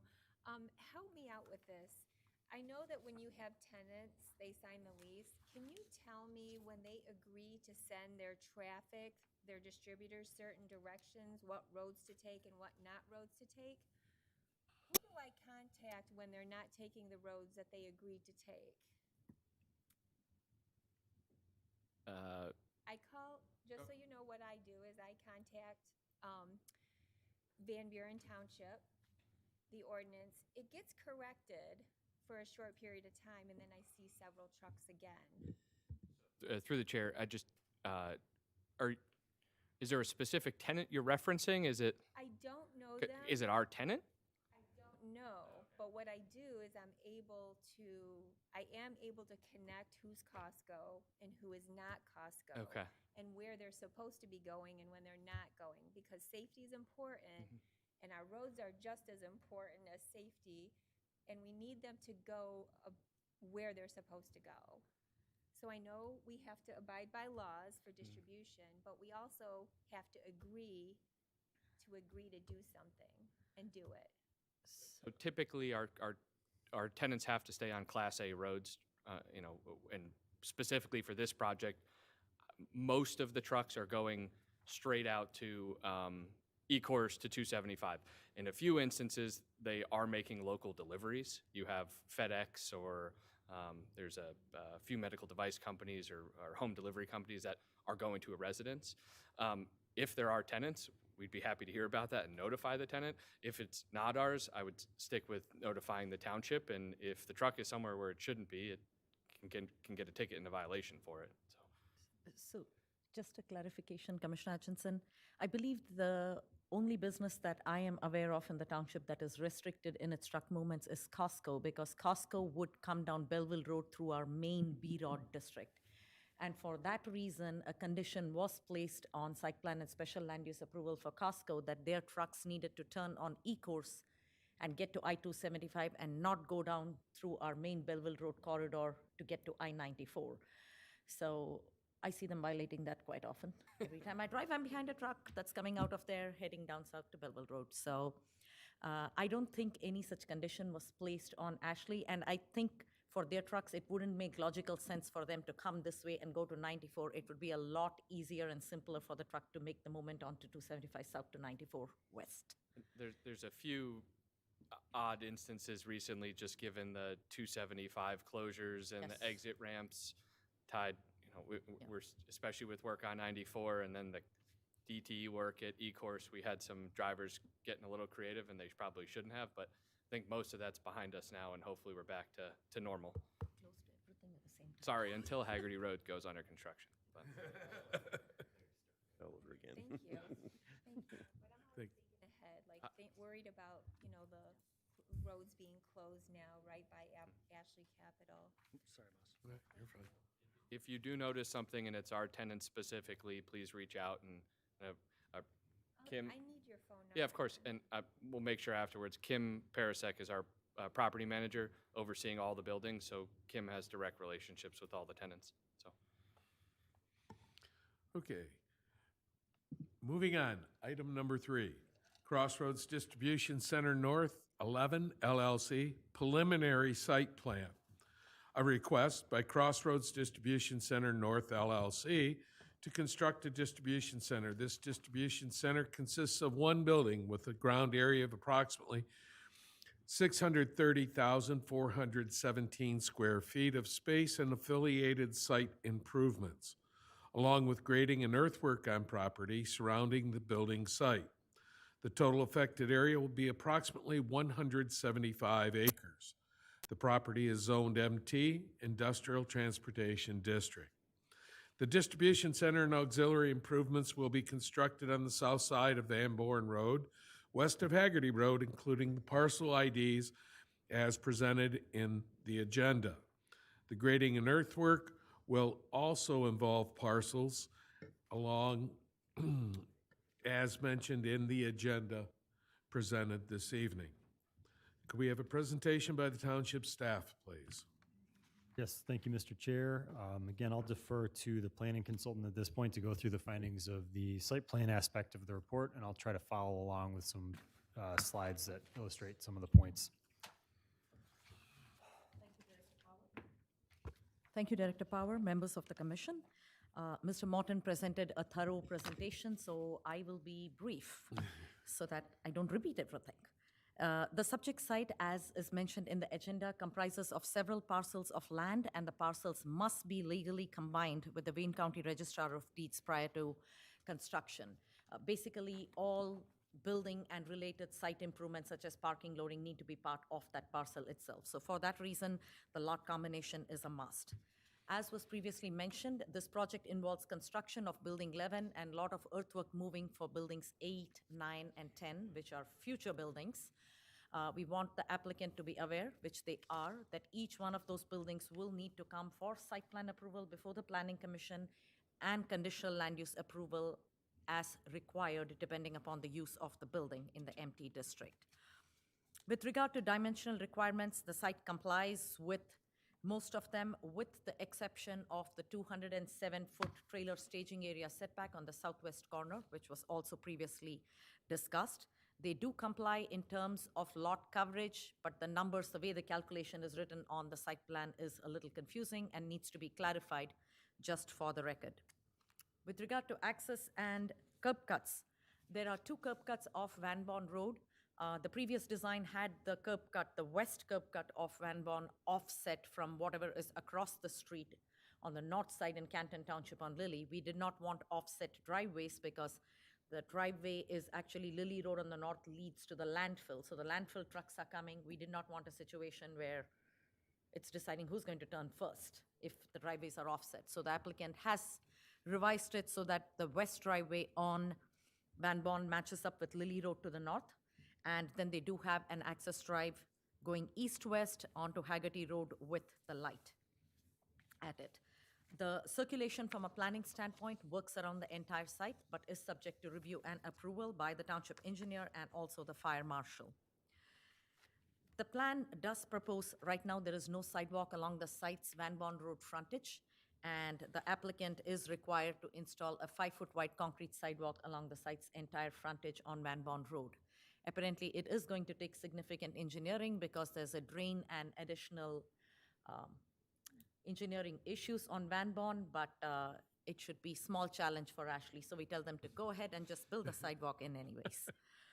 We have also asked them to create a sidewalk network because this Crossroads North has got multiple buildings.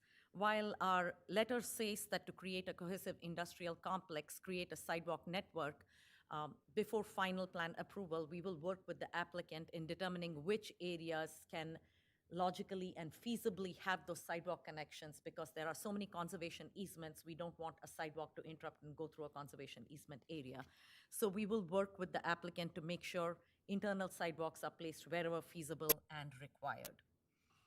Based upon the parking spaces, the dimensions of all the parking spaces and aisles are compliant with ordinance standards. If you look at the parking calculations table, the maximum, the total parking required for this building based upon distribution center, a section of it, office, and also for buildings over a certain square footage, the total amount of parking required is 600. Now, the maximum parking allowed, which would be like a 20% overage, would be 720. The applicant is providing less parking than required by the ordinance, which typically is not the case. We always see a parking overage. And the reason for this is the applicant believes this tenant that they're working with requires fewer vehicle parking spaces and more trailer staging spaces. However, since we don't know who the tenant is at this time, we are hoping before final plan approval, the applicant can provide additional information on the tenant, or the Planning Commission can make a determination on how they would like to handle the deviation. This is a deviation that can be granted by the Planning Commission. So you could ask the applicant for more information on this prospective tenant and make your determination, or decide how you would like them to proceed in case the tenant cannot be finalized at this time before the applicant gets their final plan approval. The site is compliant with the required number of handicap accessible spaces. The EV ordinance, now EV parking spaces is a big drive in all municipalities with more electric vehicles on the road, and the fact that One Energy does manufacture batteries for vehicles. We did find it unusual that there are no EV parking spaces shown for all of Building 11, which is very unusual. The applicant has stated that the EV spaces will be provided based upon the tenant needs. So wherever the tenant needs it, they will provide all of those required EV spaces. What we would like the applicant to do at this time is to install the infrastructure necessary for the EV parking. EV parking typically is placed right next to the handicap accessible spaces in the front of the building so that the conduits and the poles can be installed. All of the infrastructure in the ground needs to be in place so that if a future tenant decides that they need 20 EV spaces, you're not ripping up the whole sidewalk in order to put that in. A good example of how this was done is the Amazon distribution facility in Canton on the north side of Michigan Avenue. The entire parking lot is set up, when it was built, was set up for EV compliance.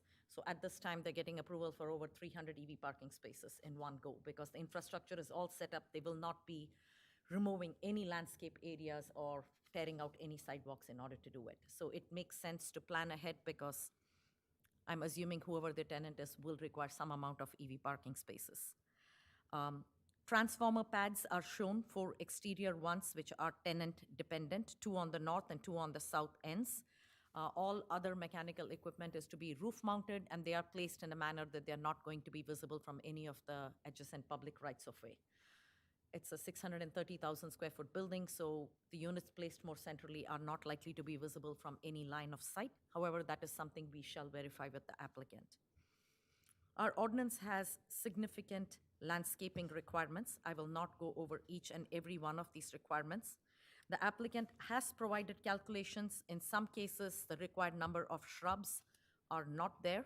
And in other case, we need verification on the size of the landscape islands in the parking lots to make sure it meets the minimum requirements of our ordinance. These are mostly numerical calculations, and based upon the adjustment of the calculations, a few additional trees might have to be placed. This is something the applicant will have to revise and submit to us prior to final site plan approval. It will not create the need for any additional landscaping spaces, but it will create the need for additional plantings, which the applicant can provide. Landscaping alone is over 2 pages worth of comments, so I shall not go over each individual landscaping requirement. With regard to tree removal permit, the size as was shown, where building 11 is going to be located is significantly, it's just clear there are no trees in it based upon the drone footage also we saw. And the peripheral Vegetation on the west side and on the northeast side are to be maintained along with the creation of new wetland areas. However, with significant earthwork being done for future buildings 10, 9, and 8, there is a significant amount of trees that are being removed, and the applicant is seeking approval for that. The tree removal requires either replacement or payment into the township's tree fund. It is always the township's desire that replacement trees go on the site to the extent feasible and maximize the tree coverage on a site before anything is paid into any tree fund. Tree replacement is over and above landscaping requirements. Landscape trees cannot be double counted towards replacement calculations, so the applicant needs to verify that. With regard to architecture and building, the building is true to Ashley's building designs for buildings 4, 5, 6, pretty much all of the Ashley buildings. It is like a signature look that creates their own industrial park. We believe it is in keeping with the size of the building and the fact that they're creating office pods with more windows and more pedestrian scale versus the warehouse portions of the building. We had asked for building material colors and samples to be shown to you. It's going to be pretty much what is there on their current buildings. There are no dumpster enclosures being proposed. In lieu of that, there are 8 compactors shown, and they are recessed within the truck dock areas. So as such, we don't have any outside trash enclosures which we need to worry about. With regard to signage, the ordinance has some specific sign requirements. When this review letter was done, at the time, there was some confusion whether this site is treated as an industrial park versus treated as individual sites, because some of them, like One Energy, is a parcel on its own. So the requirements that are listed in our letter are based upon a particular interpretation. However, the applicant's architect called me and discussed another portion of the ordinance which might be applicable, which was applied for buildings 4, 5, and 6 of Ecos Road. So at this time, we would recommend that any action taken by the Planning Commission be made saying that the signs proposed for the site need to comply with the ordinance standards consistent with what was approved for Crossroads North so far. We will go back and we are going to review the sign requirements to make sure we are consistent in the interpretation of the ordinance for all of the Ashley sites and the empty zoned parcel. Based upon our review of the proposal, at this time, it is our recommendation that the Planning Commission grant preliminary site plan review for Building 11 only at Ashley Capital Crossroads Distribution Center North, subject to the 13 conditions that are listed in the McKenna review letter dated September 19th. I would be happy to answer any questions. Mr. Kamer? Yes, thank you, Mr. Chair. So as I always like to remind everybody at this time, for engineering purposes, we are always looking at and reviewing the feasibility of the project and of the engineering aspects of the site.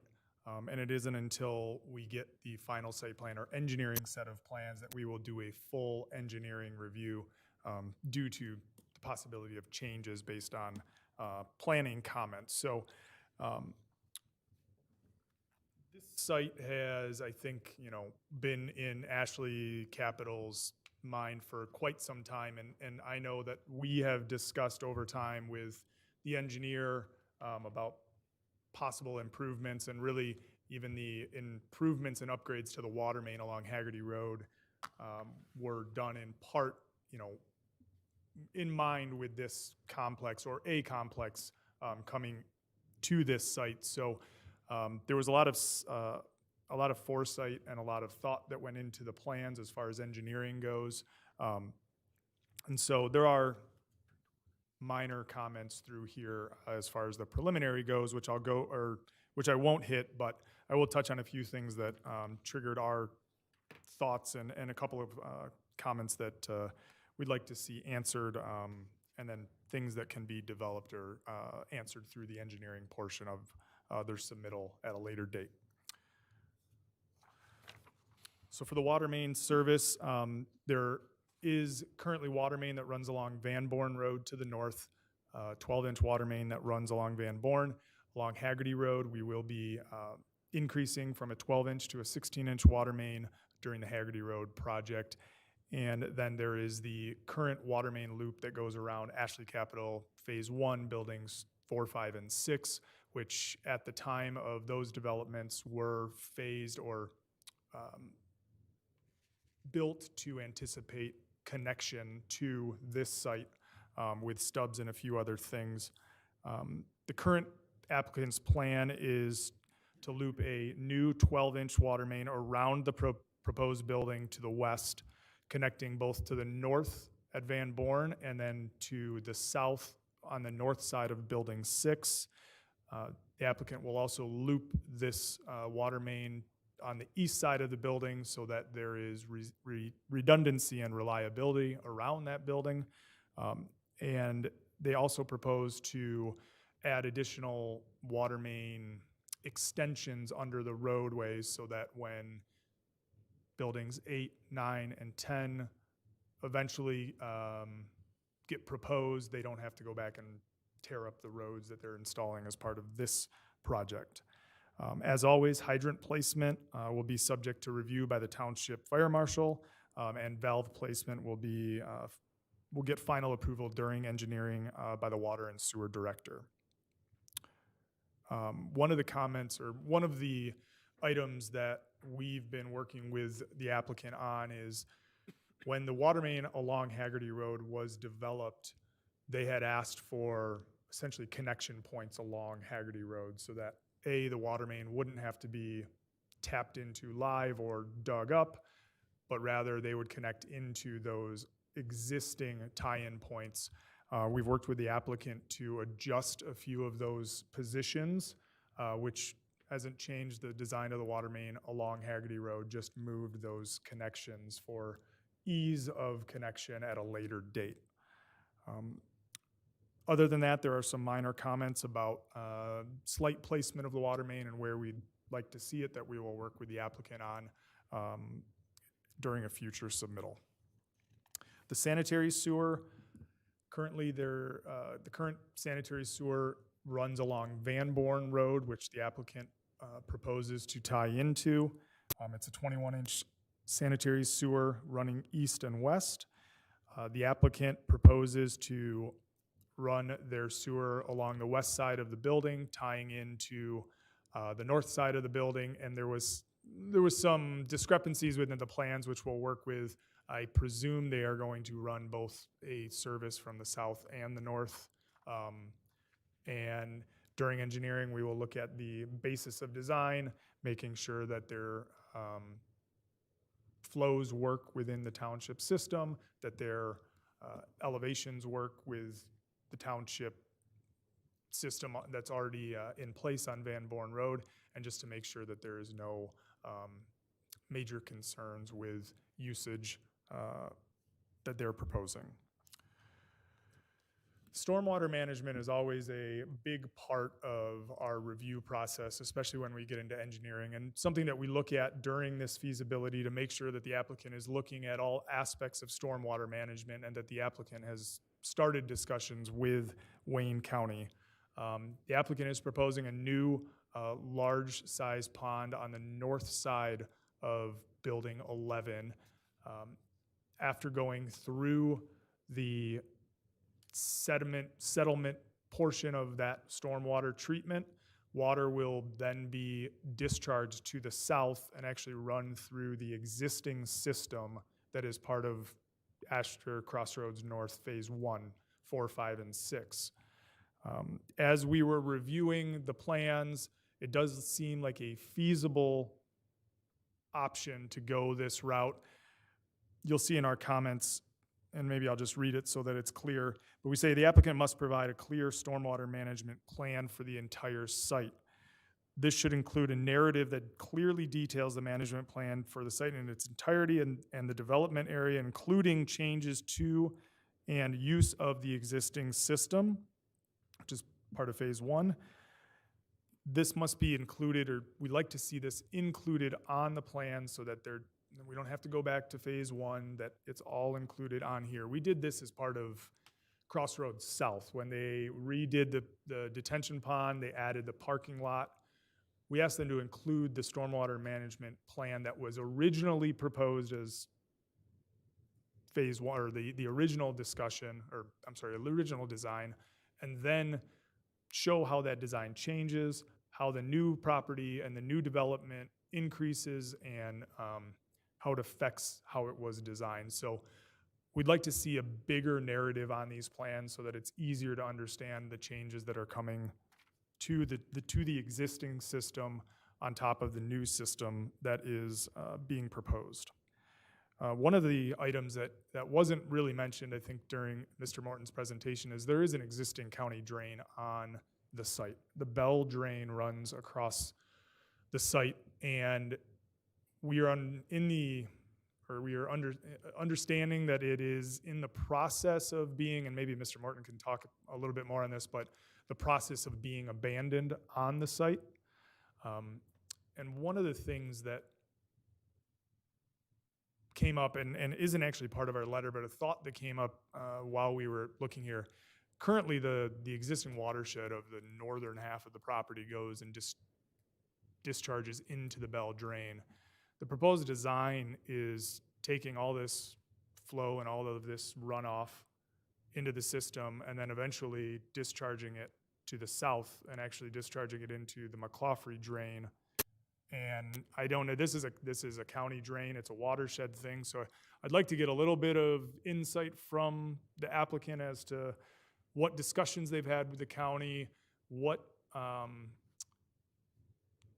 things the county is looking at making you do as part of the Bell Drain abandonment, and really just the overall site drainage and how we're getting from the north side of the site through the south side of the site and what impacts it may have to the existing system. During engineering design, we'll obviously require further details on stormwater profiles, layouts, and things of that nature, which we will dissect and dive a little bit deeper into.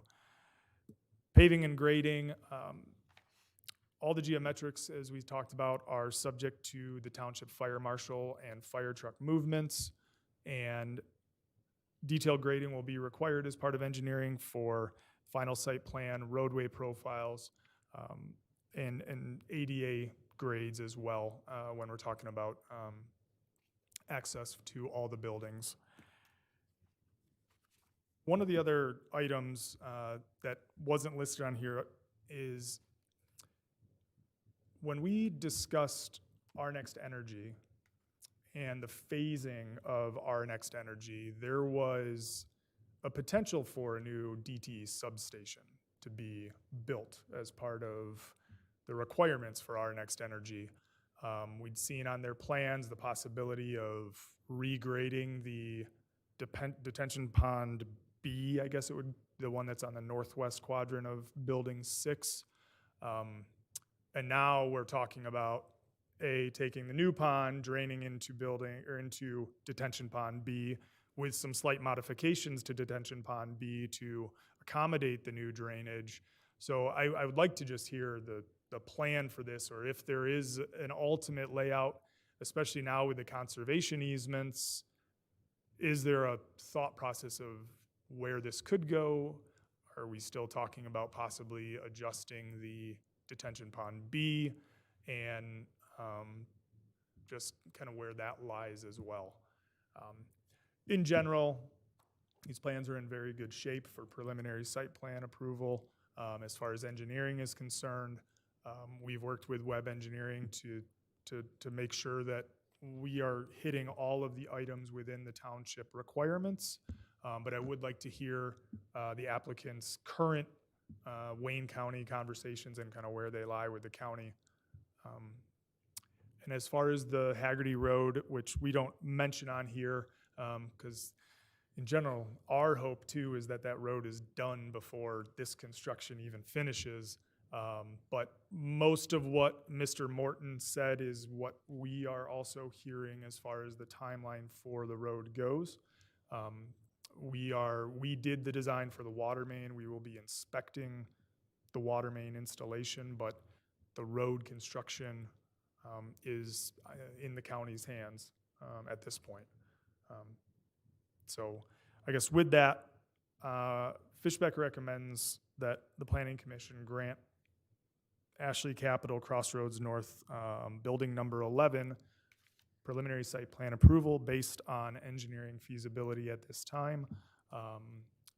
And even with whatever Mr. Morton can say to my couple of questions here, those are things I think that can be discussed further during engineering, but I would still like to hear kind of comments on that. So with that, I'll take any questions you guys have and go from there. Okay, thank you, Mr. Kamer. Director Power with Fire Marshal. Thank you, Mr. Chair. The Fire Marshal provides his reports in a way that shows kind of the thought process over the course of the review, so we can see some of the progress that was made with the Fire Marshal's concerns and conditions. He notes that with respect to water supply, the 8-inch water main shown on sheets C31 and C32 now run down the length of the building, eliminating dead ends that were a concern. There is an item regarding fire department access and the security gate that will be installed and a requirement for a Knox gate and key that can be addressed as part of the tenant improvement. And it's addressed in this report for future reference. And there is now an emergency vehicle access plan utilizing the Van Buren Township ladder truck that was provided on sheet C7. So that item was addressed.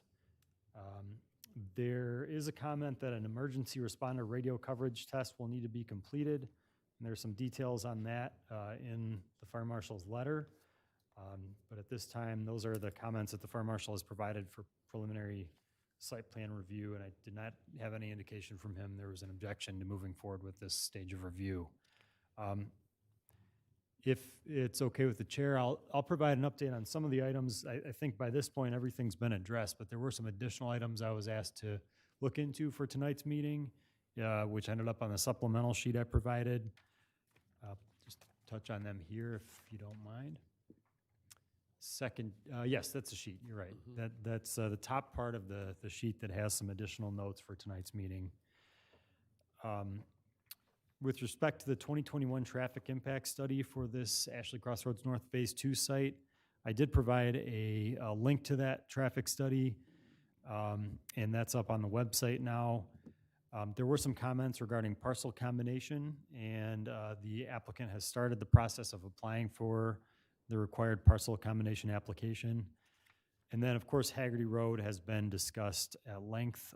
There is a link to the Wayne County active website that shows the status of road projects throughout the county. So for what it's worth, that will show you their official stance on this project if you zoom into that location. I'm not going to let the computer slow me down right now, but that will show you, if you zoom into this site, that it says the anticipated start date is still fall 2023, anticipated completion date of spring 2025 or early 2025. So just some updates on things that were being sought for tonight's meeting. And again, those will be posted on the website. So I have no further comments beyond what the other reviewers have already addressed. Okay, thank you, Director Power. The applicant, I know you have a couple of questions to address. Sure. So I'm going to try my best to answer some of these questions, and then Joe Webb from Webb Engineering will probably be able to answer some of the engineering questions a little more eloquently than I can. So yes, parcel consolidation, our application was submitted, so hopefully by the time we submit for buildings 8 and 9, we have one parcel number and we're not trying to read them all out on the paper. The EV parking, we do have some additional spaces prepped. Unfortunately, we were working on our construction drawings at the same time as our site plan resubmittals, and that didn't catch up on these plans. A slightly different take on it, we actually prefer to put some of the conduits out to some greenbelt areas. Just given our concern and the fire marshal's concern about batteries and catching on fire, if the battery is parked right next to the building. We're trying to keep them away from the building. So that was just something we were, those will show up on the next site plan. Regarding just the general parking comment, auto-related, when we talk about making something a trailer lot, it's easier for us to convert something from a trailer lot to an auto lot because the pavement and the stone cross-section is thicker. So what we're planning on is making it thicker, and if we need to convert it back, because we do need more parking or non-tenant specific, it's in the plan to do that. So we'll make sure we discuss that in the final site plan. Regarding the landscaping comments, our landscape architect already took a look at Ms. Christian's report, and I believe agreed to everything, and apparently his math was not great. So there will be a bunch of additional shrubs. Happens to the best. Yeah. Only 500 shrubs short, so. There was a comment about the transponder in the fire department report, and that will be in the building standard. We put that in buildings 5 and 6, and I believe we've retrofitted building 1, or about. The fire transponder amplifier. Yeah, so we're working on retrofitting the old buildings as well, so that will be taken care of. Mostly engineering comments related to the substation. I'm playing monkey in the middle right now between DTE and ITC and Our Next Energy. The tenant is the one who needs it, and we're struggling with ITC and DTE on their requirements of where it has to be located. The best guess currently is that it will actually be west of Building 6, south of the existing detention pond, and should not impact the existing detention pond.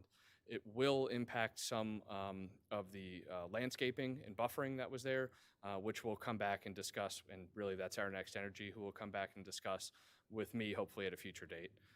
There's still some conversation of if they absolutely need a substation, because there's the new Morton substation, which is not named after me, going in on Ecorse Road. So that substation has considerable capacity, and they're making sure they actually need to build an industrial sub, given that one's going in.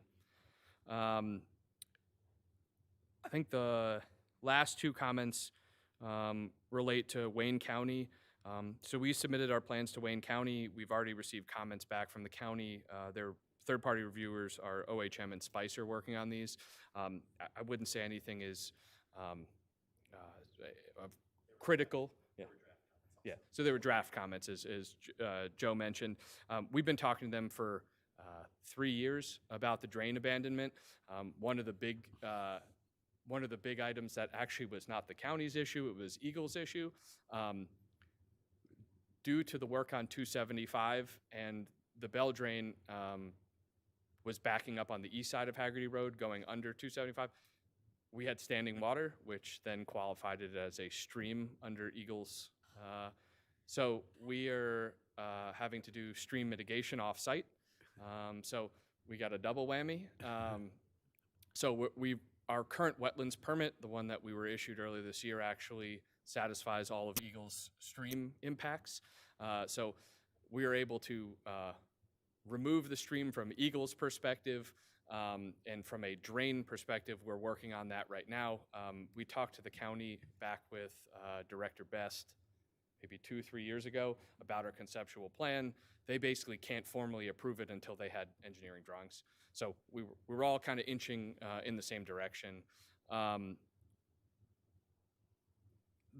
let Joe get up and talk a little bit more about specifics of how this is cohesive in terms of water flow. The last thing I had was, so the tenant that we're talking to is a global 3PL. They do air, sea, and freight logistics for the big three. It's not contract-based work, so they're still pushing forward. They're not beholden to any strikes. They do follow TSA requirements, so there is a chance they come back and need to do some sort of fencing for security reasons. So the Knox box related comment will be noted. But we're hoping to be able to, just from the sequencing of this, if we get preliminary approval, we're hoping they sign a lease by November 1st, at which point then I don't have to talk in vague confidentiality terms, and we'll be able to talk about who specifically they are prior to final site plan approval. But in terms of use, it very much fits the intention of the MT. It is distribution and warehousing. It is not manufacturing. It is not heavy industrial use. I believe they store and warehouse on the floor with just minor racking, but it's mostly auto-related. So I'll defer to Joe on the comments regarding the storm system.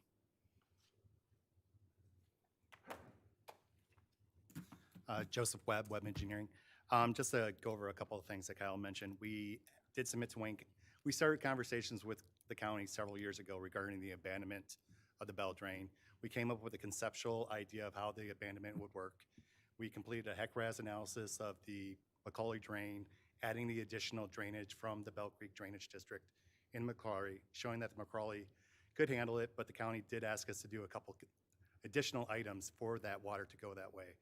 We are required to over-restrict our water, so we're going below the township's requirement of 0.1 CFS per acre. We're going down to approximately 0.07 CFS per acre, so we are reducing it further. A couple other items that we had to do, we had to provide storm sewer to some of the existing residents that are along Van Born Road, so they're going to be able to continue draining the way they are right now without any restrictions on their flow coming off. We did submit to Wayne County for the stormwater and the Van Born curb cuts. The Haggerty Road curb cuts are more or less encompassed into the project that's happening for the improvement of Haggerty Road. As part of our submittal, we are actually going to be doing our sanitary sewer that will be servicing buildings 8, 9, and 10. That sanitary sewer is going to be coming from the east side of Haggerty Road, and we're going to do that work as part of the project, so we're not ripping up the newly constructed Haggerty Road when we construct buildings 8, 9 sewer.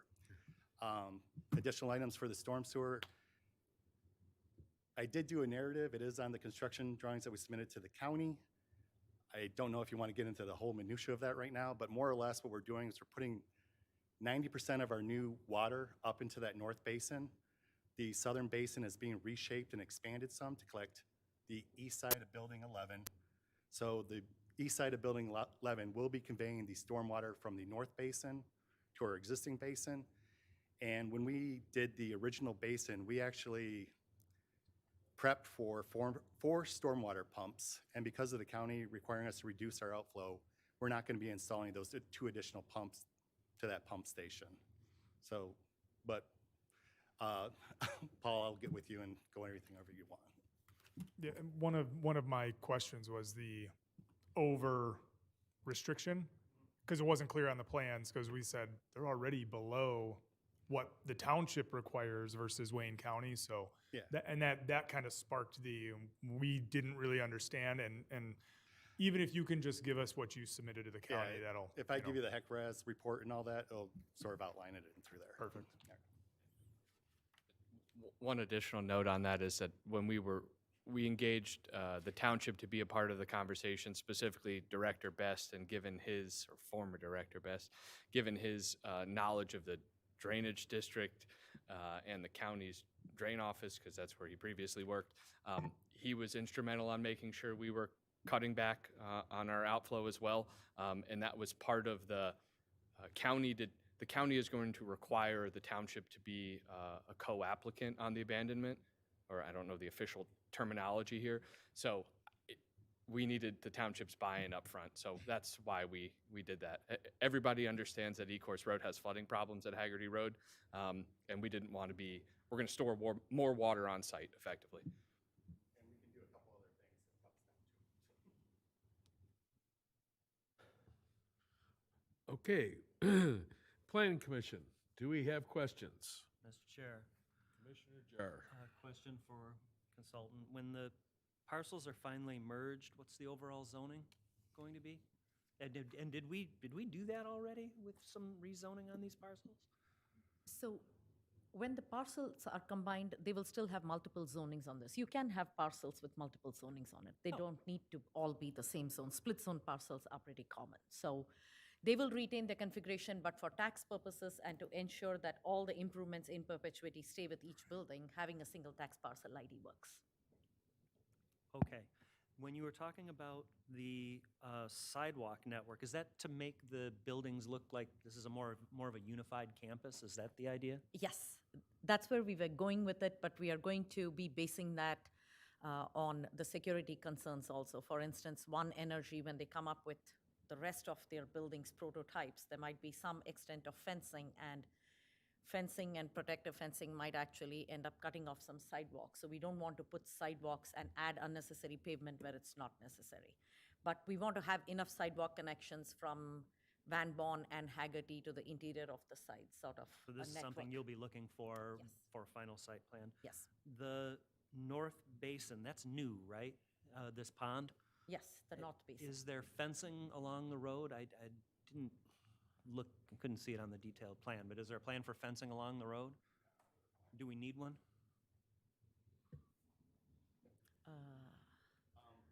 From my recollection, part of the zoning ordinance allows for a 6-foot wide shelf, 1 foot below the permanent water elevation of the detention basin, and we are providing that in that northern basin and also to the modifications of the southern basin. You consultant? Yes, I believe we required a fence around the Brookwood Pond because it didn't have that shelf and it was straight down into the water, so we wanted it for protection. I think this one meets the safety benchmarks. Great. Ms. Krishna, sorry, I'm trying to go through them as quick as possible, guys. It's 7:30. Regarding your sign condition, you stated there needed to be some conditional language about the sign. Did you call that out in your letter? Yes. Hoping to have some additional verbiage put into a motion. Yes, I would like you to kindly put in additional verbiage, just saying proposed sign must be reviewed with administration for conformance to ordinance standards. We'll go back and discuss with the applicant what they need to, because we are both on two different sections of the ordinance. I need to make sure we are treating them the same way they have treated for all the other buildings. Okay, finally, I have a comment for the rest of the planning commission that I hope we'll discuss. I know that you're looking for a deviation on the parking standard. Normally, when we make a deviation from the ordinance, we do so knowing what the tenant or the specific use is going to be. And I understand from what you said that you're not at a position this time to be able to say exactly what the specific use is. My feeling on it is that until such time as you have a signed tenant agreement and we know what or at least a more solid idea of what the tenant is going to be, I am not in favor of granting a parking deviation at this time, but with the understanding that before final site plan, that's certainly something that I think we ought to discuss. But when you don't have the tenant, we don't have the actionable data of exactly what they're planning on doing, I'm not as comfortable granting a deviation on the parking standard. I submit that for the discussion of the other commissioners, because this is a speculative development. And that was my punch list. So if they weren't given the deviation today, would that mean they would have to meet the requirement of the maximum or 720 spaces? The required parking requirement, I believe, is 600 and, how much was it? 600. 600. Yes, so, yes, they would need to. They do. The difference is they have the pavement, they're just making a trailer instead of. Right. No, cars. I took a look at it and tried to do a quick count of can they replace the staging or the truck parking with actual auto parking? Can you? I'm sorry, That I would be a understand. If I question. can clarify why I brought this up, so that I think that my understanding is if you build it for truck parking, you can always park cars on it. But it's not the other way around. If you build it with a certain layer of pavement for parking cars, you can't come back later and park trucks. Well, that doesn't mean you couldn't pave it for trucks, but use it for Couldn't parking. redo it, too. I mean, it's, But that's, you understand, we have to base our decisions based on actionable knowledge. Speculation is Just to tough give you a for us. couple examples, what happened on Building 5 and Building 6. On Building 5, FedEx needed an additional tractor trailer, or it's just tractor, excuse me. Yeah. Parking on the east side of the building. That was car parking. We were lucky enough that we didn't have the top course on there. We were able to put a different mix on to extend the life of that. But ideally, it would have been a heavy pavement section. Ashley's heavy pavement section is 5 inches of bituminous over 14 inches of 21 AA with a geogrid under it. Our car parking is 3.5 inches over 10 inches with a geogrid. Still a very good section, but we would prefer to have that tractor, the heavy section. And then on building 6, one required more parking, and we were able to add landscape islands on the southwest truck dock area to increase their parking. So, This is an Mr., example. if I remember correctly, Mr. Morton, you mentioned that you're looking to sign the tenant possibly by November 1st. We are already at September end. It's going to take you a little while to finish your engineering. So Correct. before you come for final site plan approval, if your tenant has already signed on the bottom line, you can propose the same project. If it so happens that the building is still speculative at that point and you don't have the tenant, you can build it to trailer grade, but stripe it for car parking in compliance with the ordinance. You can always restripe it back into trailer parking should a future tenant need it. The only minor issue with that is the islands, if it's car parking opposed to trailer islands. So, but understood, and we'll revisit that. Just the one thing I wanted to note on these calculations that's a little bit, it's based upon our speculative building nature, that the calculations base a need for 80,000 square feet of office, which is in the use, which is at a higher parking ratio than the distribution center. So the current tenant that we're talking to, 400,000 feet, they're talking about only something in the neighborhood of 6,000 feet of office. Maybe there's some extra break room. So if you extrapolated that to the whole building, we're talking 15,000 feet of office, not 80,000 feet of office. So we're triangulating stuff and it's consistently moving, but understood, and we'll address that with final site plan, and hopefully it stays this way. So. Seems okay to me.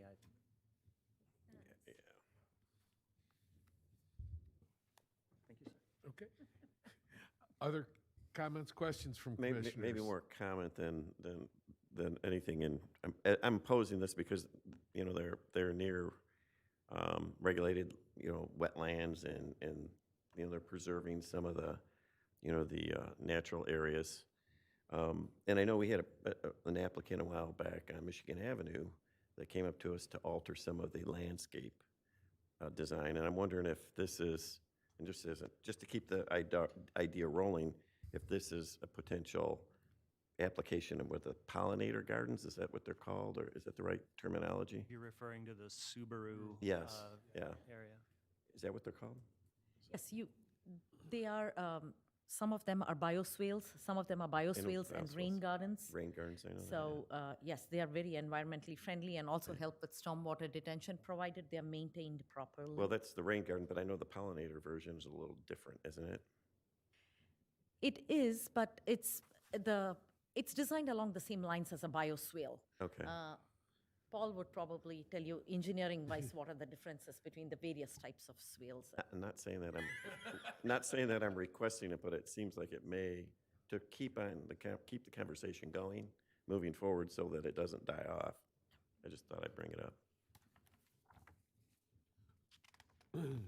Chair, I did mention that Commissioner Grant's comment reminds me, I mentioned that I would show a display of all the conservation easements together at some point, so here they are, just so for a point of reference, showing where those conservation easements are located.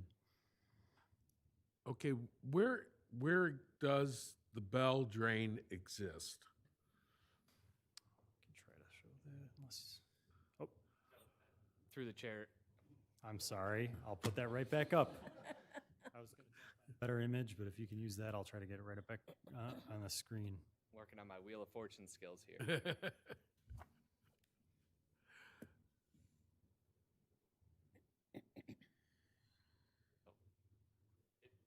Currently runs, it comes under Haggerty about just at the northern part of Building 8, runs up, then across, and ends right in there. So it kind of jogs. Okay, so it ends on the property?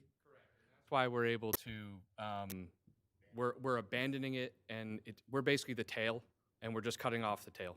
It was a farm ditch that was created a long time ago, and there are actually a few kind of offshoots to it that went on to neighboring properties, but we're just cutting it off, and then we're going to drain into our drainage system. So if this had been, if this went off-site further to the west, we would never be able to do this. I was curious. And the direction of flow then is eastward out of there or southeastward or in that direction. Well, yeah, currently it just sits in the middle of the field because Field, it's yes. a wetland, but Thank you. Any other commissioners, questions, comments? Through the chair, for the engineering, is it typical for Wayne County to abandon a drain? And then I have a follow-up statement about that Subaru development. I don't want to say one way or the other, whether it's typical. I believe the Subaru property that we're talking about had a very similar situation where they were on the upper end of the Denton drain, I believe. Don't quote me on that, but I think. And a very similar old farmland, drain tile. They, were able to abandon it, and essentially because they were on the upper end of the system. As Mr. Morton said, it is very difficult if you're not in that particular situation. Even moving drains that you're in the middle of is very difficult. Again, as they mentioned, the biggest question is you are moving from one watershed, right? So all of this water drains into the Bell Drain and then goes north to the Rouge, Lower Rouge. Now we're taking that going south, and eventually it all ends up in the same spot, but it just is now taking a different path. through the chair, there's one other thing I forgot to mention. We actually, going back maybe 2 years ago, petitioned Wayne County and the Drain Office specifically to look at cleaning out the McClary, and they, I believe, have a plan. We spoke to the commissioner, Ms. Steele, and they have a plan to do some comprehensive work to the drain. I think it's largely stemming from the Woodland Meadows Golf Course, which had a bunch of drains in it. Those were all abandoned. So they're looking at doing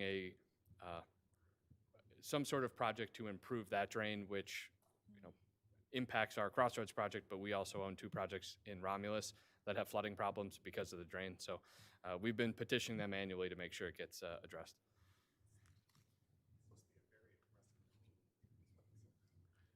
Any other questions, comments? Commissioners?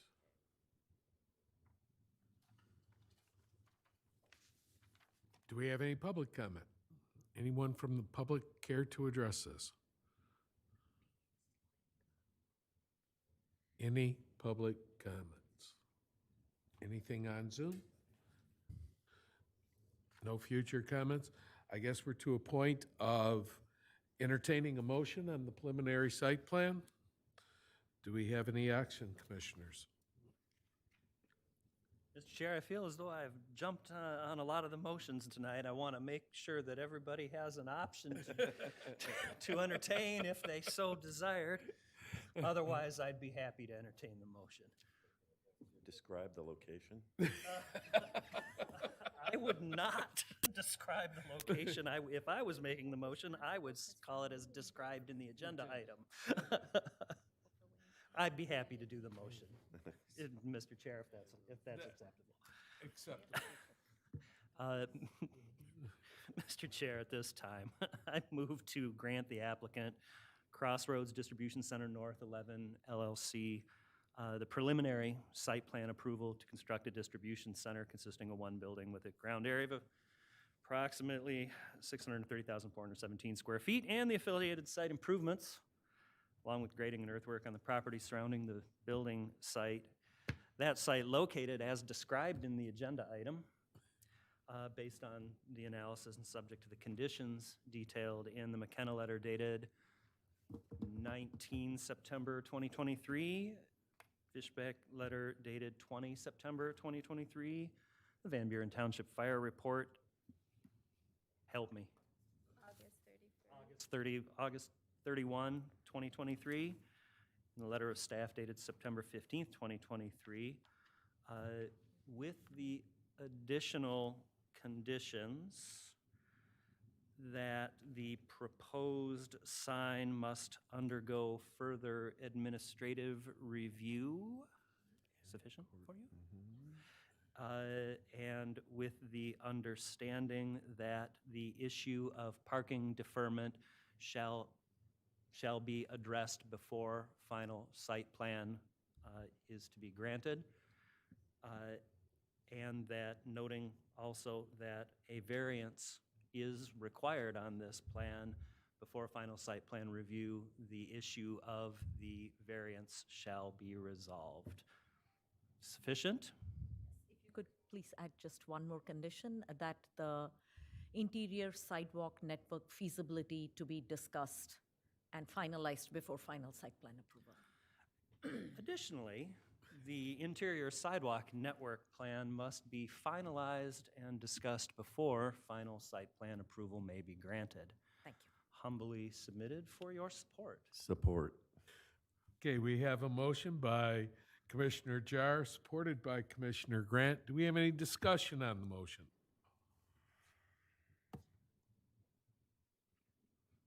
Seeing none, could we have a roll call vote, please? Sherry Budd? Bernie Grant? Medina Atchison? Jackson Paul? Yes. Jeff Jar? Yes. Yes. We do have a preliminary site plan. Motion is carried.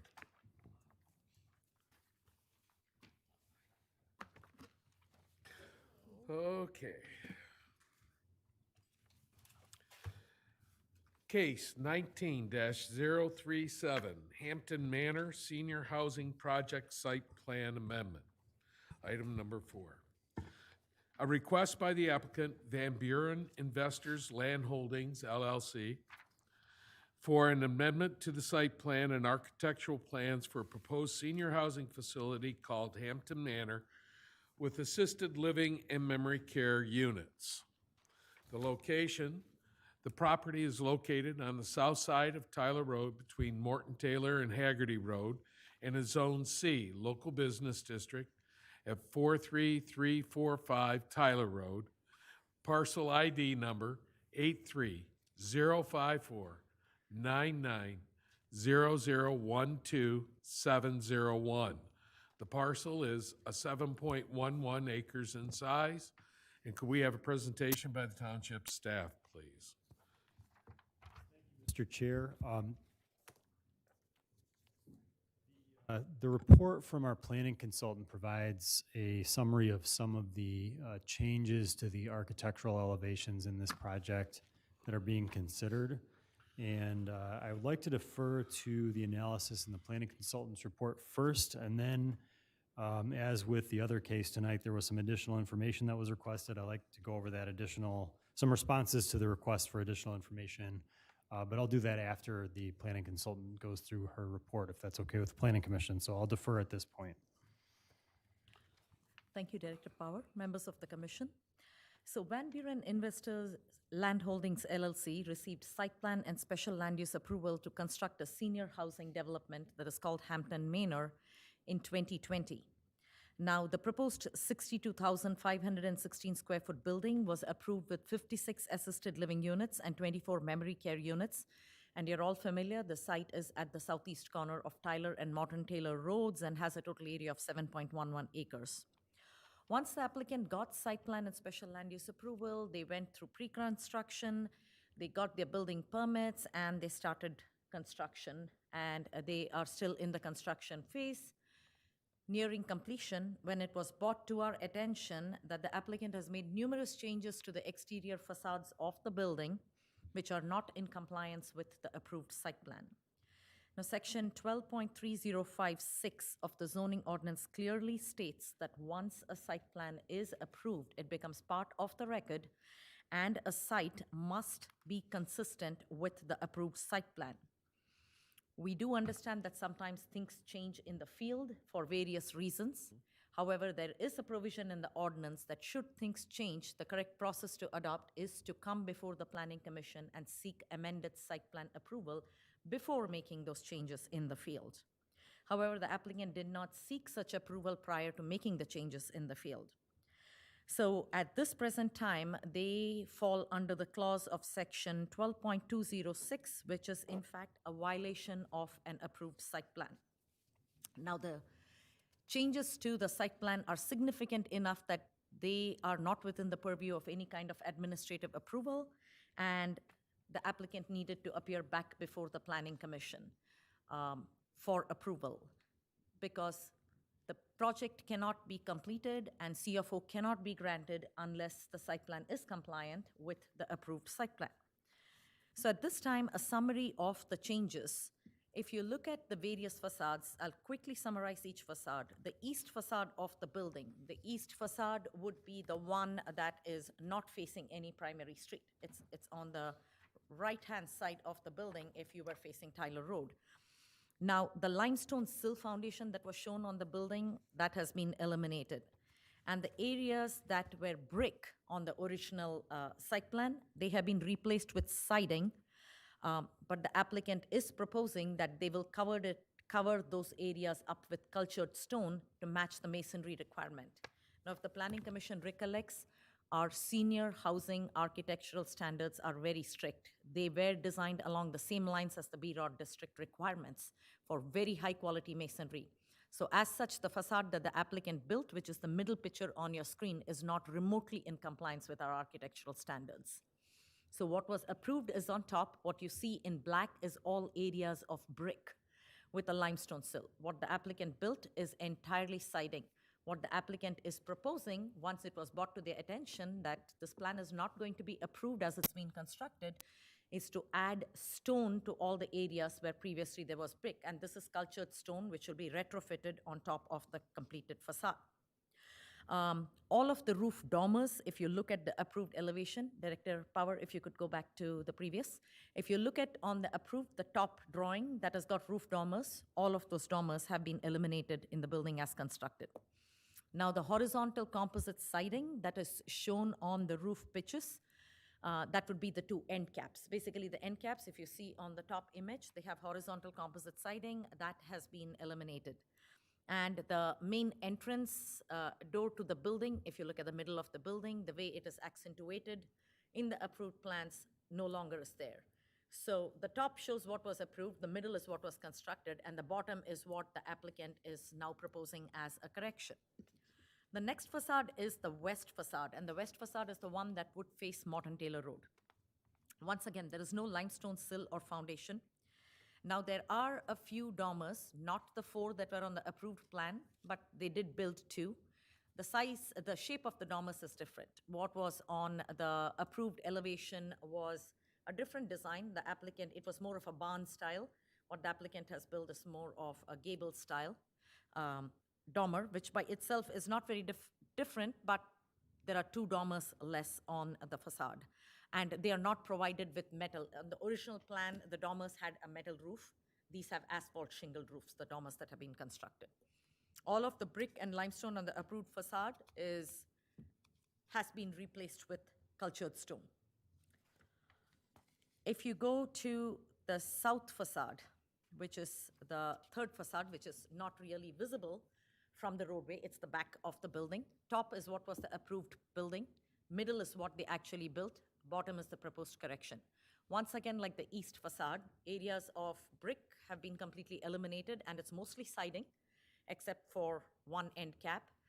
And it's the roof dormers have been completely eliminated, and the horizontal composite siding also has been removed from the 2 roof pitches.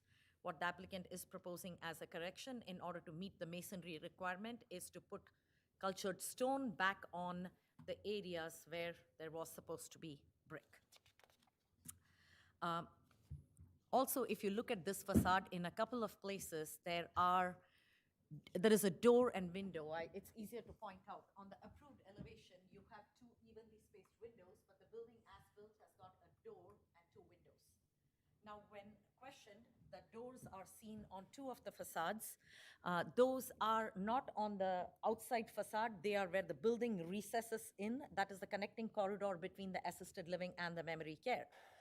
While adding a door by itself is not an issue, my concern is what does the door open out onto? Any door that opens out onto the exterior needs to open out onto a sidewalk area or a sidewalk connector. You cannot step out from the door onto a yew bush or a barberry bush or a landscape plant. So I need to see a site plan to see what are these doors opening out onto. So that is the south facade.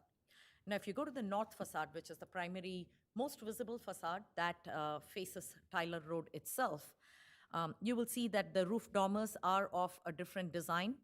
The metal accents on the roof dormers have been replaced with asphalt shingles. And once again, a new door has been added. If you look at the right end of the building, you can see where two evenly spaced windows, there is now an additional door in there.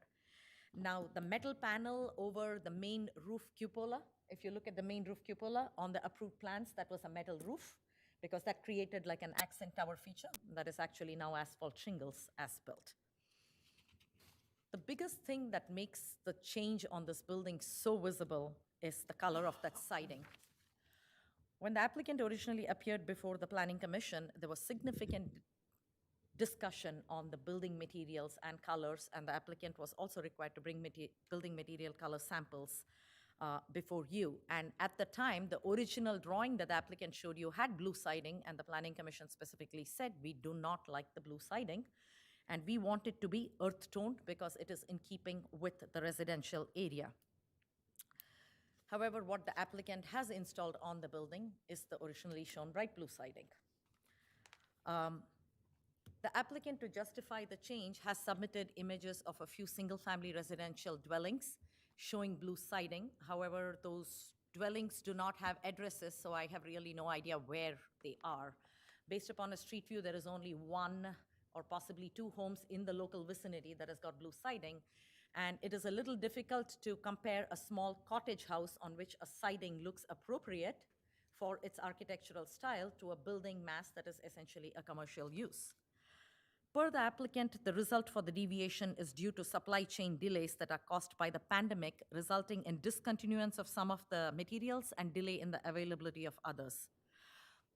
The justification, however, is a little difficult to accept in light of the fact that the blue color siding happens to just perfectly match every other Hampton Manor constructed in the Detroit metro area.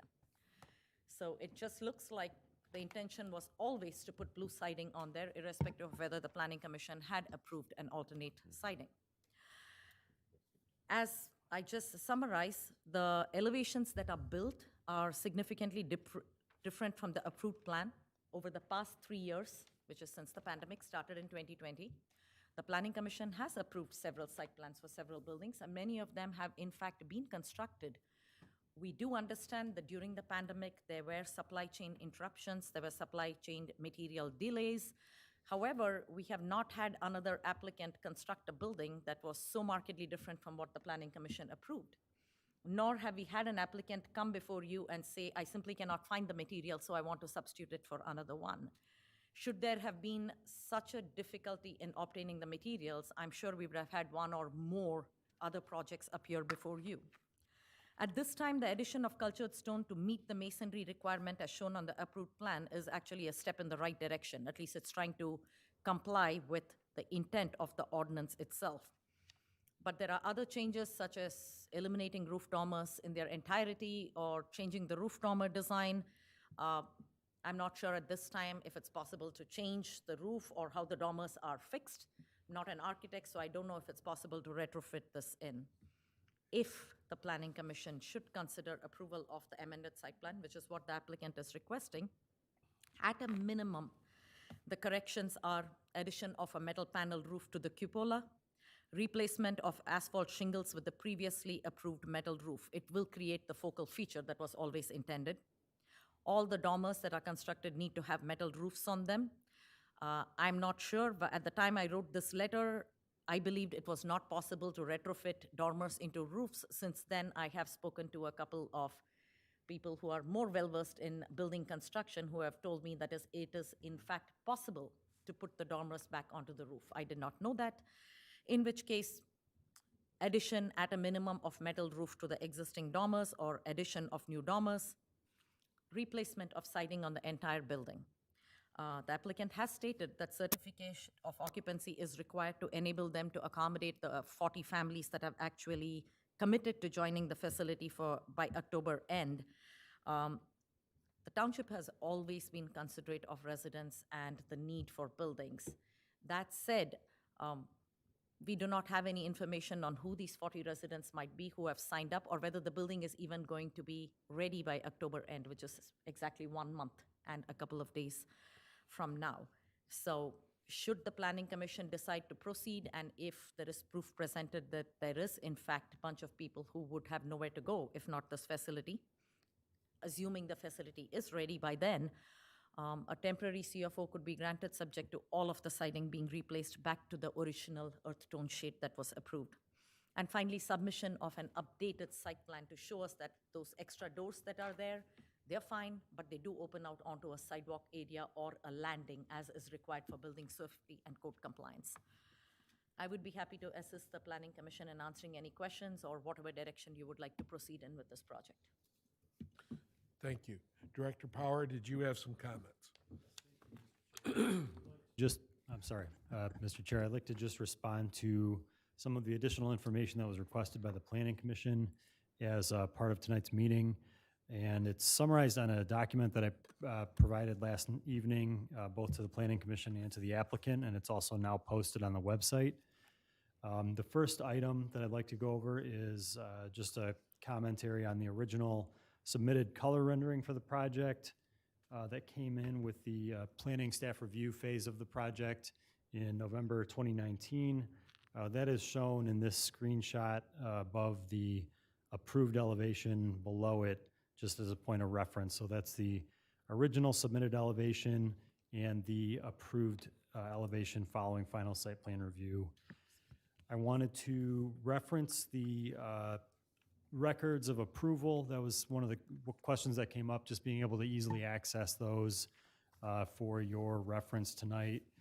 The preliminary site plan was approved conditionally by the Planning Commission on June 22nd, 2020. The final site plan on July 14th of 2021. And the minutes for those meetings are provided in a link on the document that should work if you go to that posting on the website. We can refer to those minutes as well tonight if we need to. I did provide the approved elevation drawings as requested. Some comments on the issued for construction plans. What we call the construction plans are more of an engineering item administered through our pre-construction process. Those are dated July 19th of 2021. In the same file with those plans are the approved architectural elevations as approved by the Planning Commission. The building permit involved a foundation-only permit issued December of 2021, a full permit issued on January of 2022 and picked up later when it was the payment was made in March. And those permit drawings show the approved elevation sheets consistent with the rendering that you saw following final site plan approval. There was a question about the material samples being provided because that was a comment condition as part of preliminary site plan approval.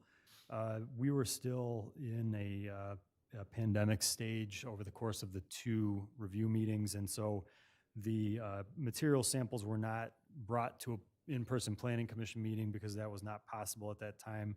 But the materials were shown on the Zoom format in the color rendering that was provided for that meeting. And procedural comments, just as a point of, so that you know, any modifications that result from tonight's meeting or any modifications from the approved site plan, those plans need to be signed, sealed, and resubmitted for review, either by staff or by the Planning Commission as necessary.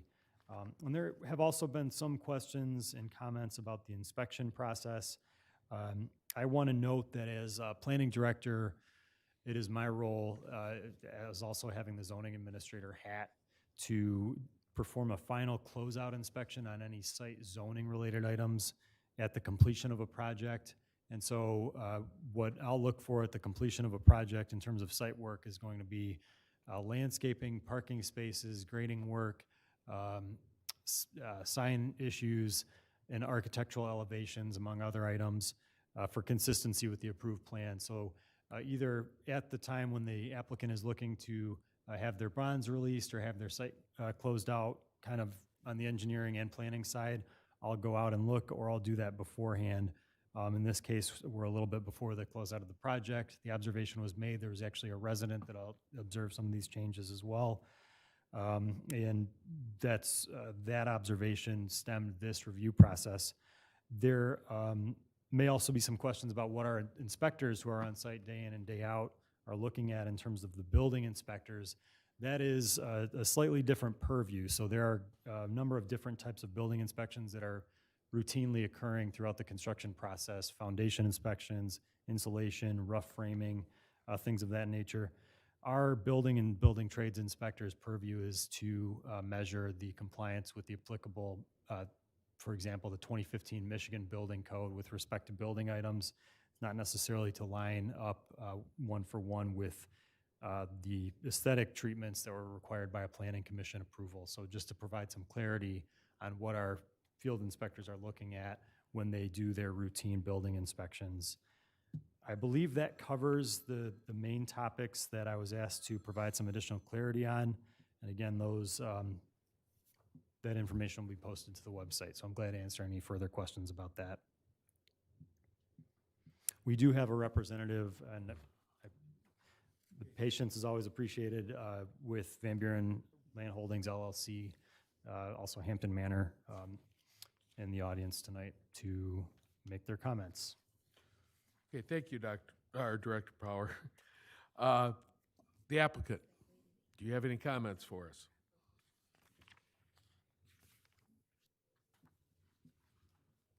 How's everybody tonight? My name is Sam Martin. I'm actually the Vice President of Hampton Manor. I started our first community back 10 years ago, and we had a long road ahead of us. We have over 30 communities in the United States. Getting back to your observations about the type of material we chose, during the pandemic, there was a complete holdup on everything. We were doing some building simultaneously, so we had a supplier was able to sell us a bundle of siding, materials, and so forth, which in turn was able to build 3 of our building, I believe at the time. So that's in turn, which was the reason why we did that. The reason why we didn't come back to your committee is honestly beyond me. I don't know why we didn't do that. I completely apologize for that. We're in a situation where we're really trying to make everybody in the entire neighborhood as happy as possible. We started off doing this because it's the right thing to do. We're building communities for your family, for your relatives, for your mom, your dad, your uncles, your grandparents. And they need communities like this. So what we try doing whenever we can get a material that is a little cheaper, we can pass the savings along to all of our residents. Because we're privately owned, we're not owned by a corporation. If we get a family that comes in there that really can't afford us, we can still allow them to move in as well too. So I know this doesn't make up for all the things that is completely wrong on this format, but that is the reason why we do things. We're trying to do whatever we possibly can to save money, in turn saving the residents money as well. Healthcare is not cheap. It's extremely expensive. I don't know if anybody did this research, if anybody has any family that's in these communities, but they're really, really costly. We always are very proud to have our costs a lot lower than everybody else, and like I said, we'll work with them as well too. So we want to work with the township as well to make it as pleasing and aesthetic as possible, to try working with you and doing whatever we possibly can. So as far as the brick and so forth, I just want to try to do whatever I possibly can to work with everyone and see what we can do to come to a compromise. Okay, thank you. Commissioners, it's on us. I have some questions for the applicant. Commissioner Grant. Were you involved in the site plan approval process at all? At the very, very beginning, I was, yes. In what capacity? Because I'm the vice president, in a very basic capacity. So you're not really aware of any issues related to ordinances or, you know, the reapplication process when you change elevations? I am, but I wasn't exactly sure what was going on with this particular project. We were, like I said, we had simultaneous projects going on at that very point in time. So specifics, I was somewhat unaware of. How about during the construction permitting process or construction process with regard to bidding? The bidding process? Were you involved in permitting at all? Permitting? Review of No. drawings or or any part of the bidding process? Because there are vehicles there which basically, attend to changes. How involved was your architect during the bidding process As far as I know, he was involved. and through the administration part of the project? As far as I know, he was, yes. Because my understanding is that the drawings that were submitted for permit match the site plan approval drawings, which, by the way, that doesn't do it justice, these black and white images, which Sure. if we had them, I'd like to see the color images in more detail. But the point being is that during the bidding process, the bids reflect what's in the drawings. My understanding is that, from a design standpoint, there is supposed to be a brick band at the base with a limestone cap on it. My understanding is that that the foundation was not built in the field to accommodate brick. Is that true? That is true. So that would lead me to believe it was intentional to delete it from the beginning, because it was in the permit drawings without notifying the township. So they may not have caught that in the field. Currently the drawings on the elevations reflect about 6 different finishes on the exterior of the building. Currently, I looked at it, and the closest thing to what was in the drawing, which I'd like to have blown up and shown, is the asphalt shingles. Even the synthetic stone, whatever you may want to call it, isn't really reflective of what's in the drawing itself. There are vehicles during the bid process, as well as during the construction process. Typically when a permit's submitted, there is a specifications book as well as drawings. In the specifications at the beginning of the specs, which are typically called the front end of the specs, there are vehicles for changes, substitutions from contractors that would have identified right up front what would be, what was in the drawings themselves and what would have been bid and substituted to what would be built and contracted to your contractors. Which essentially what this leads me to believe is all those steps with regard to what's shown in the site plan approval and your lack of coming back to our committee is basically telling me there was intent to do this because of cost savings. Yeah, there was no intent to do this, no. Well, clearly then somebody made some bad decisions or did not pay attention to this project, which is pretty much the same thing. I'm in the industry. I went through the pandemic as well. We've been building buildings through it. We've had stone supplies. Yes, things are a little slower, but you could have gotten a different type of brick. You could have come to the township and said, look, I can't get that color brick. Maybe I can't get the materials that match my color scheme, but you could have at least gotten closer to the intent of the original design instead of putting us into a position of making a decision after the fact, which quite frankly is a huge step below the standards of what was submitted. And I will compliment you on the original design because I think it was very well done.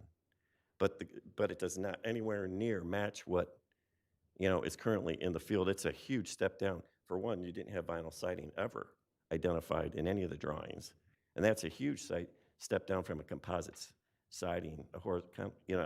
To me, that's like, instead of an SUV, I'm getting a subcompact car type thing, and I just don't think that's acceptable.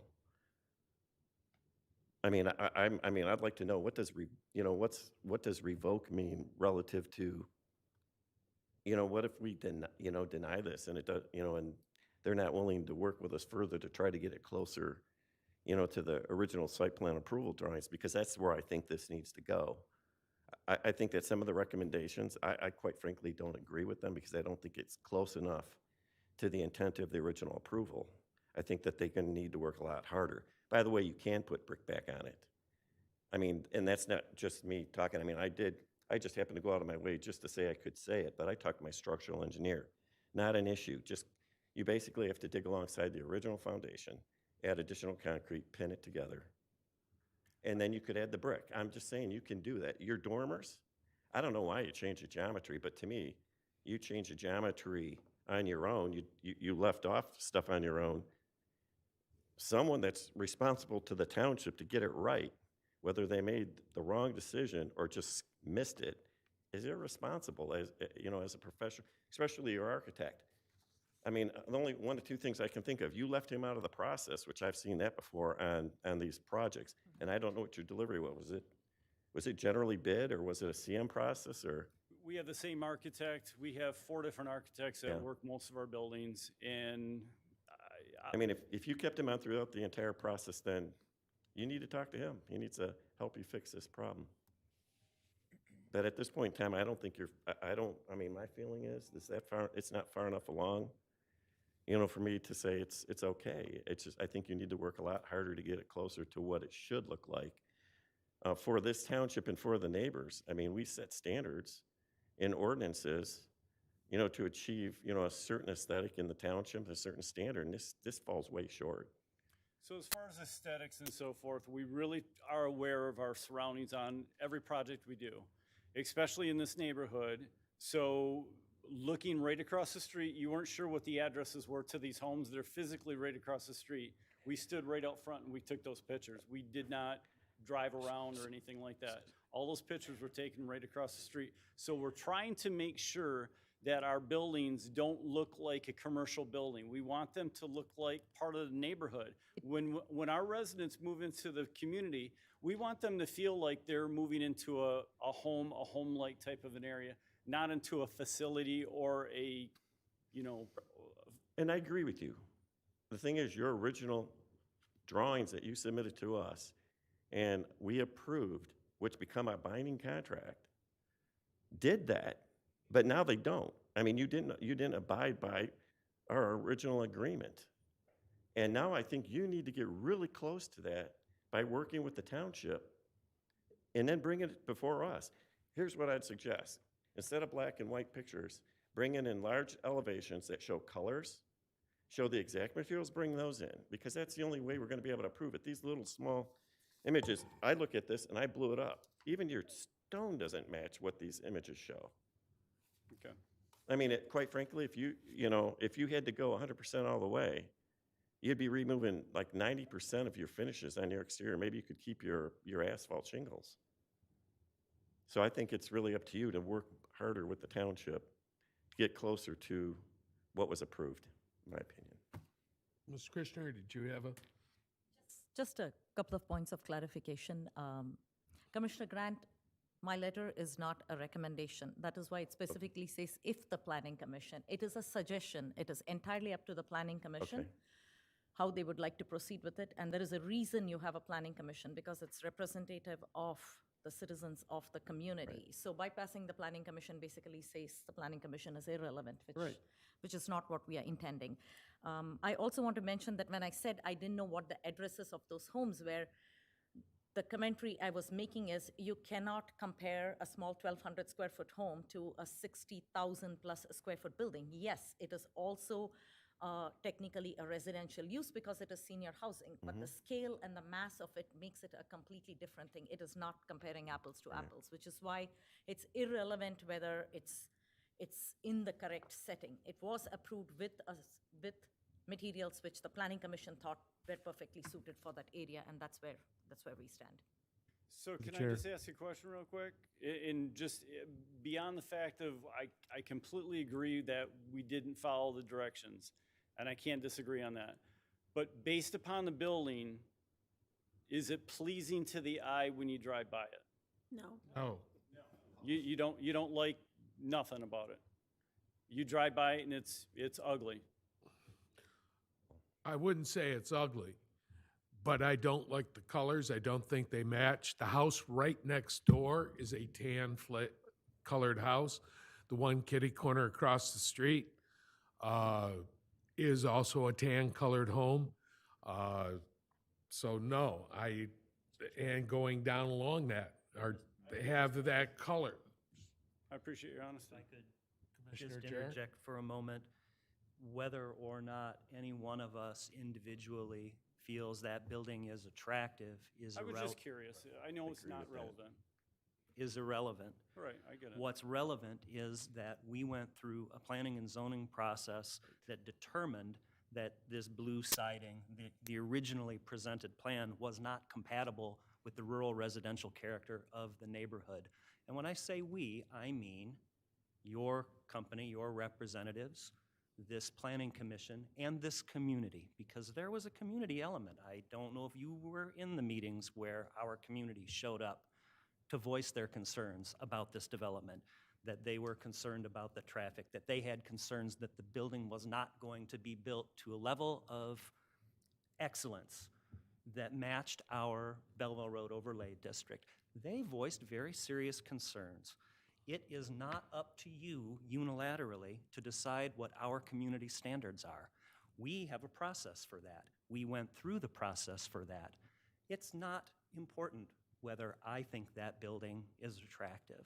The community has already gone through the process, and we had arrived at a consensus of what an acceptable building would be. So, you know, you can ask that question, but it's really not apropos to the discussion at this point. I'm sorry, I didn't mean to end, Commissioner. Right. So I want to preface by saying I completely agree. We do need the healthcare. We need all types of care. We started the meeting by changing our ordinance to allow for childcare. That being said, I think here I am the newest planning commissioner. We have one more that joined after me. I've been here since February of this year. You know, looking at your plan as is, quite frankly, I don't have that many issues as it looks. That being said, and as many of my colleagues have said, this was decided before I was here, over 2 years ago, it looks like now. And objectively, what I'm seeing is just two different buildings. And it's one thing that, you know, it is what it is, but we do have standards. We're the ones that will have to answer to the community members at the end of the day. And yeah, I'd like to go from there, but I do share the same concerns as my colleagues. Through the chair. Sure. I guess what I would like to add to that is you make it hard for us with any other developer who comes in, and we have told them, they have brought the plans, we've okayed them, we've approved them, and they've built to the standard. You're the first time, and I've been on this commission for a long time, that ever did exactly what you wanted to do and paid no regard at all to any of the plans that we had all worked so hard. So this would be a good part of the community because we knew that that kind of a facility was what this township was in need of, but not the way that you have presented it. You've put us in a very hard spot to want to do anything. And you make it awful hard for us to, for me personally, to believe what you want to tell me now, because you could have come back from the day one you had it. You knew you weren't going to use the colors you chose here because you just said that blue was your Cost. your logo for your community. You had that in your note. So I just find that very offensive, and it's an awful lot of that blue on the building. I go by that building just about every day. So I can't tell you how disappointed I am that I would speak how I feel, and I wouldn't say the rest of them are as disappointed as I am, but I'm very disappointed that you make it very hard for me to have to deal with another developer that might want to do what you just did to us. Through the chair, I agree with all of my fellow commissioners, and what's upsetting to me is you're a business, okay? And I know businesses prior to the pandemic that had to wait a year for one certain type of material that had to be on the frontage of the building, a year before the pandemic. So when we're saying that we're in a really bad position, because if we let you buy, say, stamp of approval, move on, which I almost think maybe that was what you were expecting, you're putting us in a really bad situation. You're also like telling me, like I believe McKenna representative has mentioned, you're making me feel like I have failed the people that I represent. I have to adhere to representing them and what they wanted. And we all approved what was proposed, and it was basically, when you look at the two different, what's in the middle, it's not even close. I personally, you know, I hate to like beat you up so bad, but it's 8:21. We should have moved on by now. This is what we call in this, what we do, this is a self-inflicted, you've created a self-inflicted problem. That is all. Mr. Chairman, Commissioner Jar. Mr. Martin is the vice president of the company. I am wondering, having read the consultant's letter, why we got a vice president instead of the president or the CEO. You know, revocation of this permit is very serious. You're talking about construction bonds. We're talking about, sir, this is very serious. Here. Okay. I will address Commissioner Grant and just say, I am not convinced that revocation is what needs to happen at this time. I am, at this time, willing to say that, you know, that the request for this set of changes, at this time, I can't get behind that, absolutely not. If I do understand that you made a mistake, and maybe it happened somewhere in your organization, maybe it wasn't you personally, a mistake was made, you are in violation. I think that is an indisputable fact at this point. However, you may still be able to recover it by building the building as it was originally designed. I think this commission understands, having dealt with many applicants, not many, but applicants over the course of the COVID-19 pandemic, where special consideration needed to be given. Extensions were needed to be given to, construction timelines or permits, or materials needed to be reconsidered due to availability. I think that I would certainly be interested in working with you if the materials in the original approved, in the approved final site plan, they may not be available after 3 years. I don't know. But There are versions of them that will be, yes. But there are certainly versions of them that will be available. And I don't want to shut the door on you being able to come back with materials that are more representative of the final site plan and presenting us with a documented, signed set of plans for another site plan review that has been updated. I would want to see in-person material samples this time. We're not doing this by Zoom. We can bring them in. And if you are willing to go down that path, I really do not think revocation is what we should be pursuing at this time, but we should work together to try to bring this project to completion. That said, I can't do it with what I've been presenting. You can't hand me the as-built and say, this is what I want. That does not work. That doesn't work for me. But I do think that there's an opportunity for you to remedy this situation. And I could go on about the cost of healthcare being not cheap and our senior community, and I think I won't. I think we'll save that for a different meeting. And that is my opinion. If the commission has other words they'd like to talk on that subject, I'm certainly open to discussion. I would agree with Commissioner Jar, and I would think that next step would be to make it very, very clear as to what you're doing or proposing next. And I don't know if that would be something that you work administratively with first before it comes to us. But, I mean, I know that the township likes to work with architects and engineers. I probably would encourage that as a first look if it's possible still. I would guess it is, so that you could test the waters a little bit. Commissioner Grant, you would have to give administration clear direction in Okay. because we don't want to be in a situation where the applicant proposes something we find acceptable and we waste their time bringing it back to you.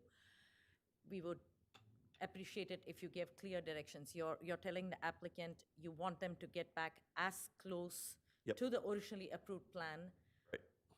with the brick and all that, if not the same brick, something as close. Correct. So, because I think the applicant needs to understand, so they are not trying to discuss it with myself and Director Power and we take them in a That's different very clear, direction. and I did state, I think it definitely needs to be as close as possible to the original design intent. Whether the colors are exact or not exact, but close. So get rid of all the siding on the entire project. Is that what you're saying? I just want to make sure I'm You know, I would say I would stick with saved or? the way I would look at it is get as close to the original intent as possible. Take a look at your notes on your drawing, take it to your architect, he knows what that means, and then work through with him. Okay. You have We- if I may, sir.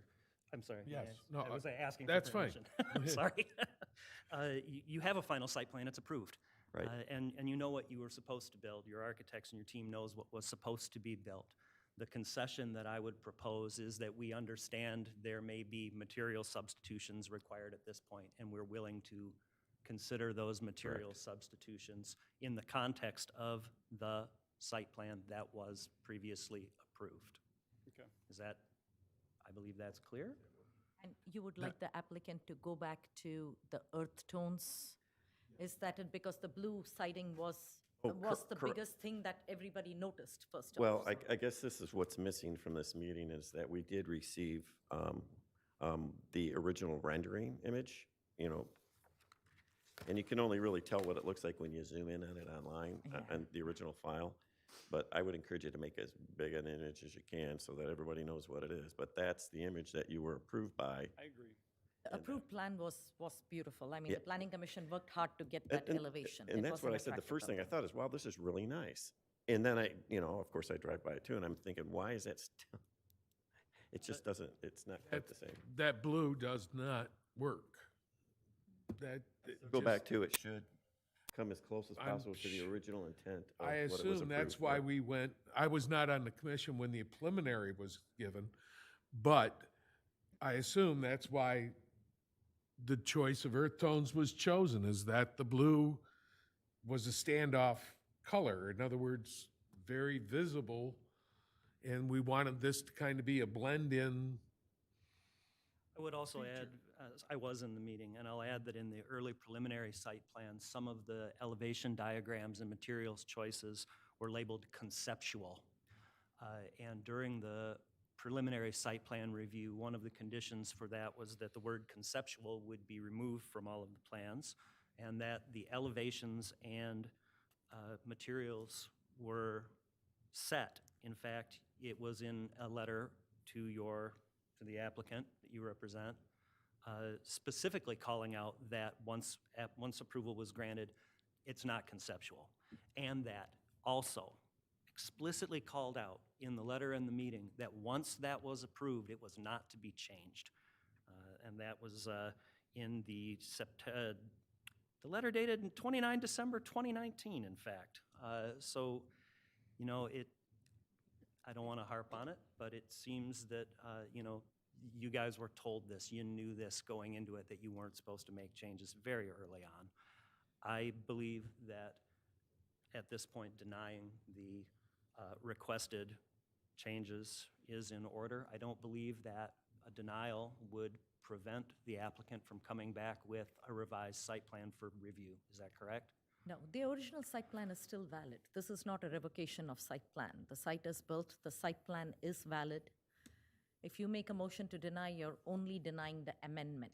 Okay. The original drawings that were approved in 2020 still stand valid. I mean, and they can keep decorating the exterior to their heart's content, but in the end, they have to match what's been approved. Mr. Which means construction can still occur to finish on permit, right? Is that right? Director Power, is there a stop work order That's currently? the question, yeah. There is currently a stop work order in place as a mechanism to address final inspection, making sure that a final inspection isn't erroneously issued or a final C of O is erroneously issued with this item pending. If there are vital inspections that are not related to anything regarding the finish of the building, we can proceed with those. That's something we can work through administratively. So the interior can still continue to get completed? Okay. The applicant had also made a request about perhaps getting a temporary certificate of occupancy. Director Power, are certificates of occupancy normally granted after all of the landscaping is put in, or are they granted after the main building construction is done? Certificate of occupancy is intended to be tied to building and building trades items and life safety of a building. So we try not to partner site and landscaping and civil items with the certificate of occupancy generally. Generally, however, we seek to have all site improvements done prior to the issuance of a final C of O. There are bonds that are available for landscaping and other site finish items, and there's an ongoing construction observation deposit and bonds on the site work if a C of O is issued, so they can be separated. Director Power, given the amount of work that needs to go into this building with regard to roof remodeling, exterior remodeling around emergency exits, the general level of construction that'll be required to bring this building into compliance, I don't see that it would be appropriate to issue any form of temporary C of O until such time as we have a revised set of site plans or the applicant completes construction per the final site plan. Do you agree with that assessment? It's a completely reasonable assessment based on the work that would need to be done in the building itself. I would agree, but I would also say, even if they complete the interior, I would not, give them a TC of O. The last thing you want to do is deal with a constructor that's hesitating to finish the exterior while people actually live in. Absolutely. If live in there's the place. construction happening on the building, Construction so much around the building, but try moving out residents who now have entrenched themselves into their space and the building's not completed. Right. And they're trying to negotiate again, maybe another level down, so. Again, these residents are gonna have And then a little more. through the chair, I think they also need to make sure that he takes care of the fact that there's doors that were not on the original plans with coming out onto grass.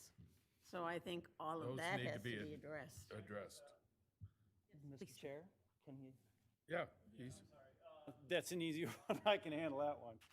Why we do that is because that leads into how the building is set up is that'll be a perfect courtyard, and then we just put a fence off, and that'll be landscaped. It'll have a nice area for residents to go and enjoy.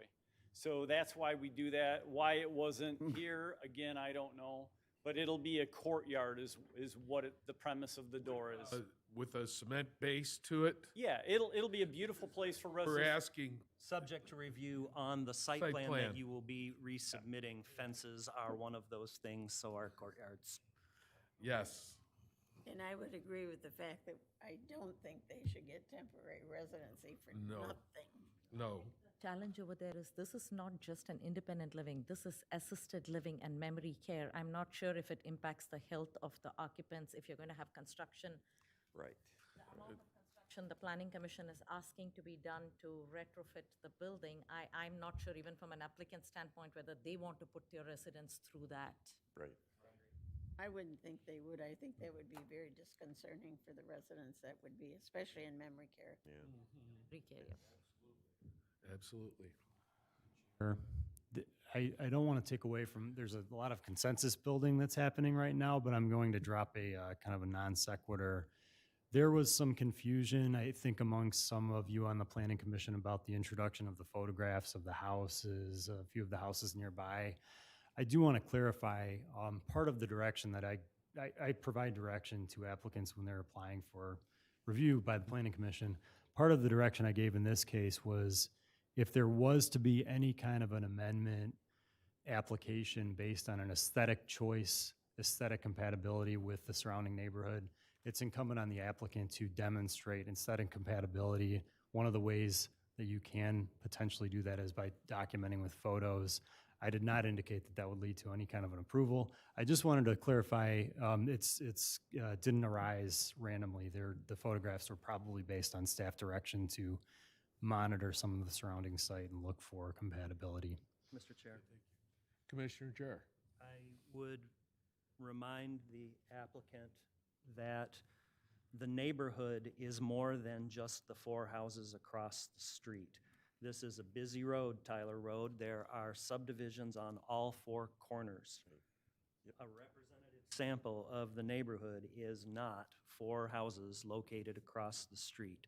Additionally, in the meetings, I believe it was made very clear that the concern was not that blue is an inappropriate color for a home. A blue is not compatible with the rural character of the surrounding neighborhood when it is used on a building of this structure's size. and weight. And that is the concern. It's not the color of the siding itself, or that it matches at least one house somewhere in the neighborhood. That issue was discussed and decided 2 years ago. Okay. Any other comments from the commissioners? Public comment. Do we have any comments from the public? Anything on Zoom? It's on Zoom. Okay. And again, before you do anything that isn't to the plans, please come forward to us. We are willing to listen. We are not hardcore. We're willing and understand that problems can arise, and we are willing to work with people. But to go and do it blatantly doesn't cut it. So at this point, do I have entertainment at this point? Mr. Chair, this time I would jump in and offer to make the motion. At this time, I move to deny the applicant, Van Buren Investor Land Holdings LLC, an amendment to the site plan and architectural plans for the proposed senior housing facility at the site located at 43345 Tyler Road. Based on the analysis in the McKenna letter dated 18 September 2023, I'll reference the letter of 29 December 2019, the letter of staff dated 15 September 2023, and based on the finding followings of fact. The applicants deviated from the approved site plan, reverting back to materials that were previously determined to be incompatible with the rural residential character of the surrounding neighborhoods when used on a building of this size. The applicant has deleted or modified significant architectural details shown on the approved site plan that were meant to enhance the project's compatibility with the surrounding neighborhoods. The applicant was made aware in a McKenna letter of just 29 December 2019 and in the Planning Commission meeting for 8th January 2020 that once approval is granted by the Planning Commission, the elevations and materials are no longer conceptual and cannot be changed. Section 12.3056 requires subsequent actions to be consistent with the approved final site plan unless a conforming change receives the mutual agreement of the landowner and the Planning Commission. The Commission finds that the as-built changes made subsequent to final site plan approval are a significant departure from the approved site plan and do not meet the standards for approval, and the Commission does not agree to the changes. The final site plan approved on 14 July 2021 remains in effect. We've got a motion. Do we have support? Motion by Commissioner Jar, supported by Commissioner Paul. Could we have a roll call vote on that, please?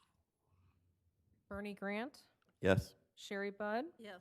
Medina Atchison, Yes. Jackson Paul, Jeff Jar, Yes. Brian Cullen. Yes. You have received your direction, sir. Please, in the future, please, if you are going to make changes, come back to us. Thank you so much for all your time. I appreciate your feedback, and we're very proud to be here at Van Buren, and we're going to do it right next time. Thank you so much. Thank you. Okay, general discussion and updates. Anything for us, Director Power? I had a couple of updates on a couple of cases from previous in the year. One is that Ricardo Engineering had a 3-month approved temporary land use for a refueling tank. I just want to inform the Planning Commission that that time frame is being moved up. They never began, and they're beginning now. So they will have a 3-month temporary refueling tank running from roughly the end of September to December. And another update, I just, from the last meeting, there was a architectural review of a single-family home architectural modification. That is still pending. The HOA has not yet approved that. That was pertaining to the North Cumberland Drive Country Walk Phase 3 architectural modification. So that is still pending, and I offered that I would provide that update to the Planning Commission tonight. On the 11th, I believe, so. Chair, was there a question for Director Power? Has there been any update on the mobile station sign? I was going to say that. Still I sent him standing. a picture. Very good question. when he The, looked from? the short answer to that is that will be addressed through construction. The pre-construction package for that project is being assembled. If you were not aware, there was a leak that occurred in the storm that we received in late August, which was coincidentally the morning after final site plan approval was granted for that project at that site. So the floodwaters had caused some gasoline leakage. That was immediately remedied and cleaned up, but it did cause a bit of a delay because there were some remedial actions that needed to be taken. But that is to say that that project was immediately set on a little bit of a standstill on the 24th after the approval on the 23rd. But they're aware that they need to remove the sign, and I know it's still there, but we'll make sure it gets removed. Thanks, Director Power. I'd have asked at the previous meeting, but I was excused. But I would agree, we had a conversation about when it should come down, and it sort of makes some sense that it doesn't wait, too long, because you'd hate the applicant to come back at a later date when they're almost through construction and look to apply for a variance of some sort. If I recall correctly, Commissioner, but I think that was actually a condition of approval that prior to a certain level of permitting, that's something that we documented pretty well. Yeah, it was. It was before an occupancy would be granted. Well, that's, They took that one Ashley Capital camera when you were looking across. I swear that was. Didn't you see that round ball down there? Did you see that? I thought, I'll bet you that's the mobile station.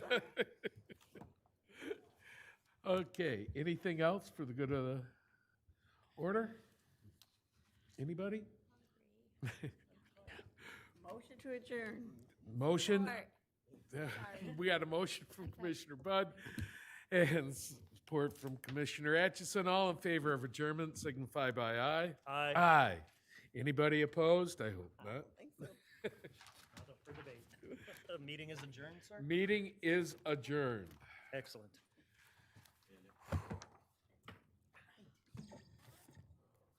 Oh, I was gonna call you too, but I've been. This vice president, I was there in this project from concept. He I had the have- letter. So- Ziad, I think he's the last name, Mr. something Ziad. I have never heard of this guy since. Either.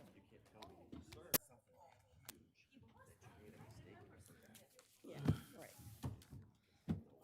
Well, it was almost like he didn't have. Don, enough how you say to doing? do anything. Anyway,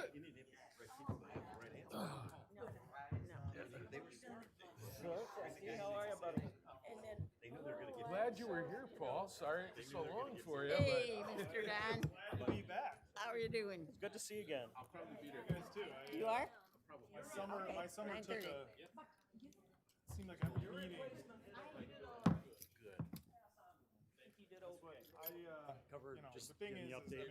we always got to be teaching, right? So I hope to be here for the most part. I was ready. I had a couple of those issues, but I figured you with plans. I was more, but everybody needed to have their say. Oh, it was completely uncalled for. I'd have to get the guy to have enough guts to come get beat up. Oh, that's why the president wasn't here. Because he had no answers. No. She needs to rest more. No. I keep telling her. Yes, I will. Yep. I know. I keep telling her. I'm gonna tell her. I've got your husband's number. I'm gonna tell him you're not laying down. But yeah, no, she's doing great. Tell it after you say, you know what? I'm gonna call Don. Yes, I will. I'm gonna call. Of course, as you know, she feels better when she's moving around and running around, which is the opposite of what she should be doing right now. But more power to her. It's harder to get her to sit down than it is to. And that's good, but it'll at least make her laugh. Yes, I definitely will. Yeah, I'll let her know tomorrow. We shall see you next week, Don.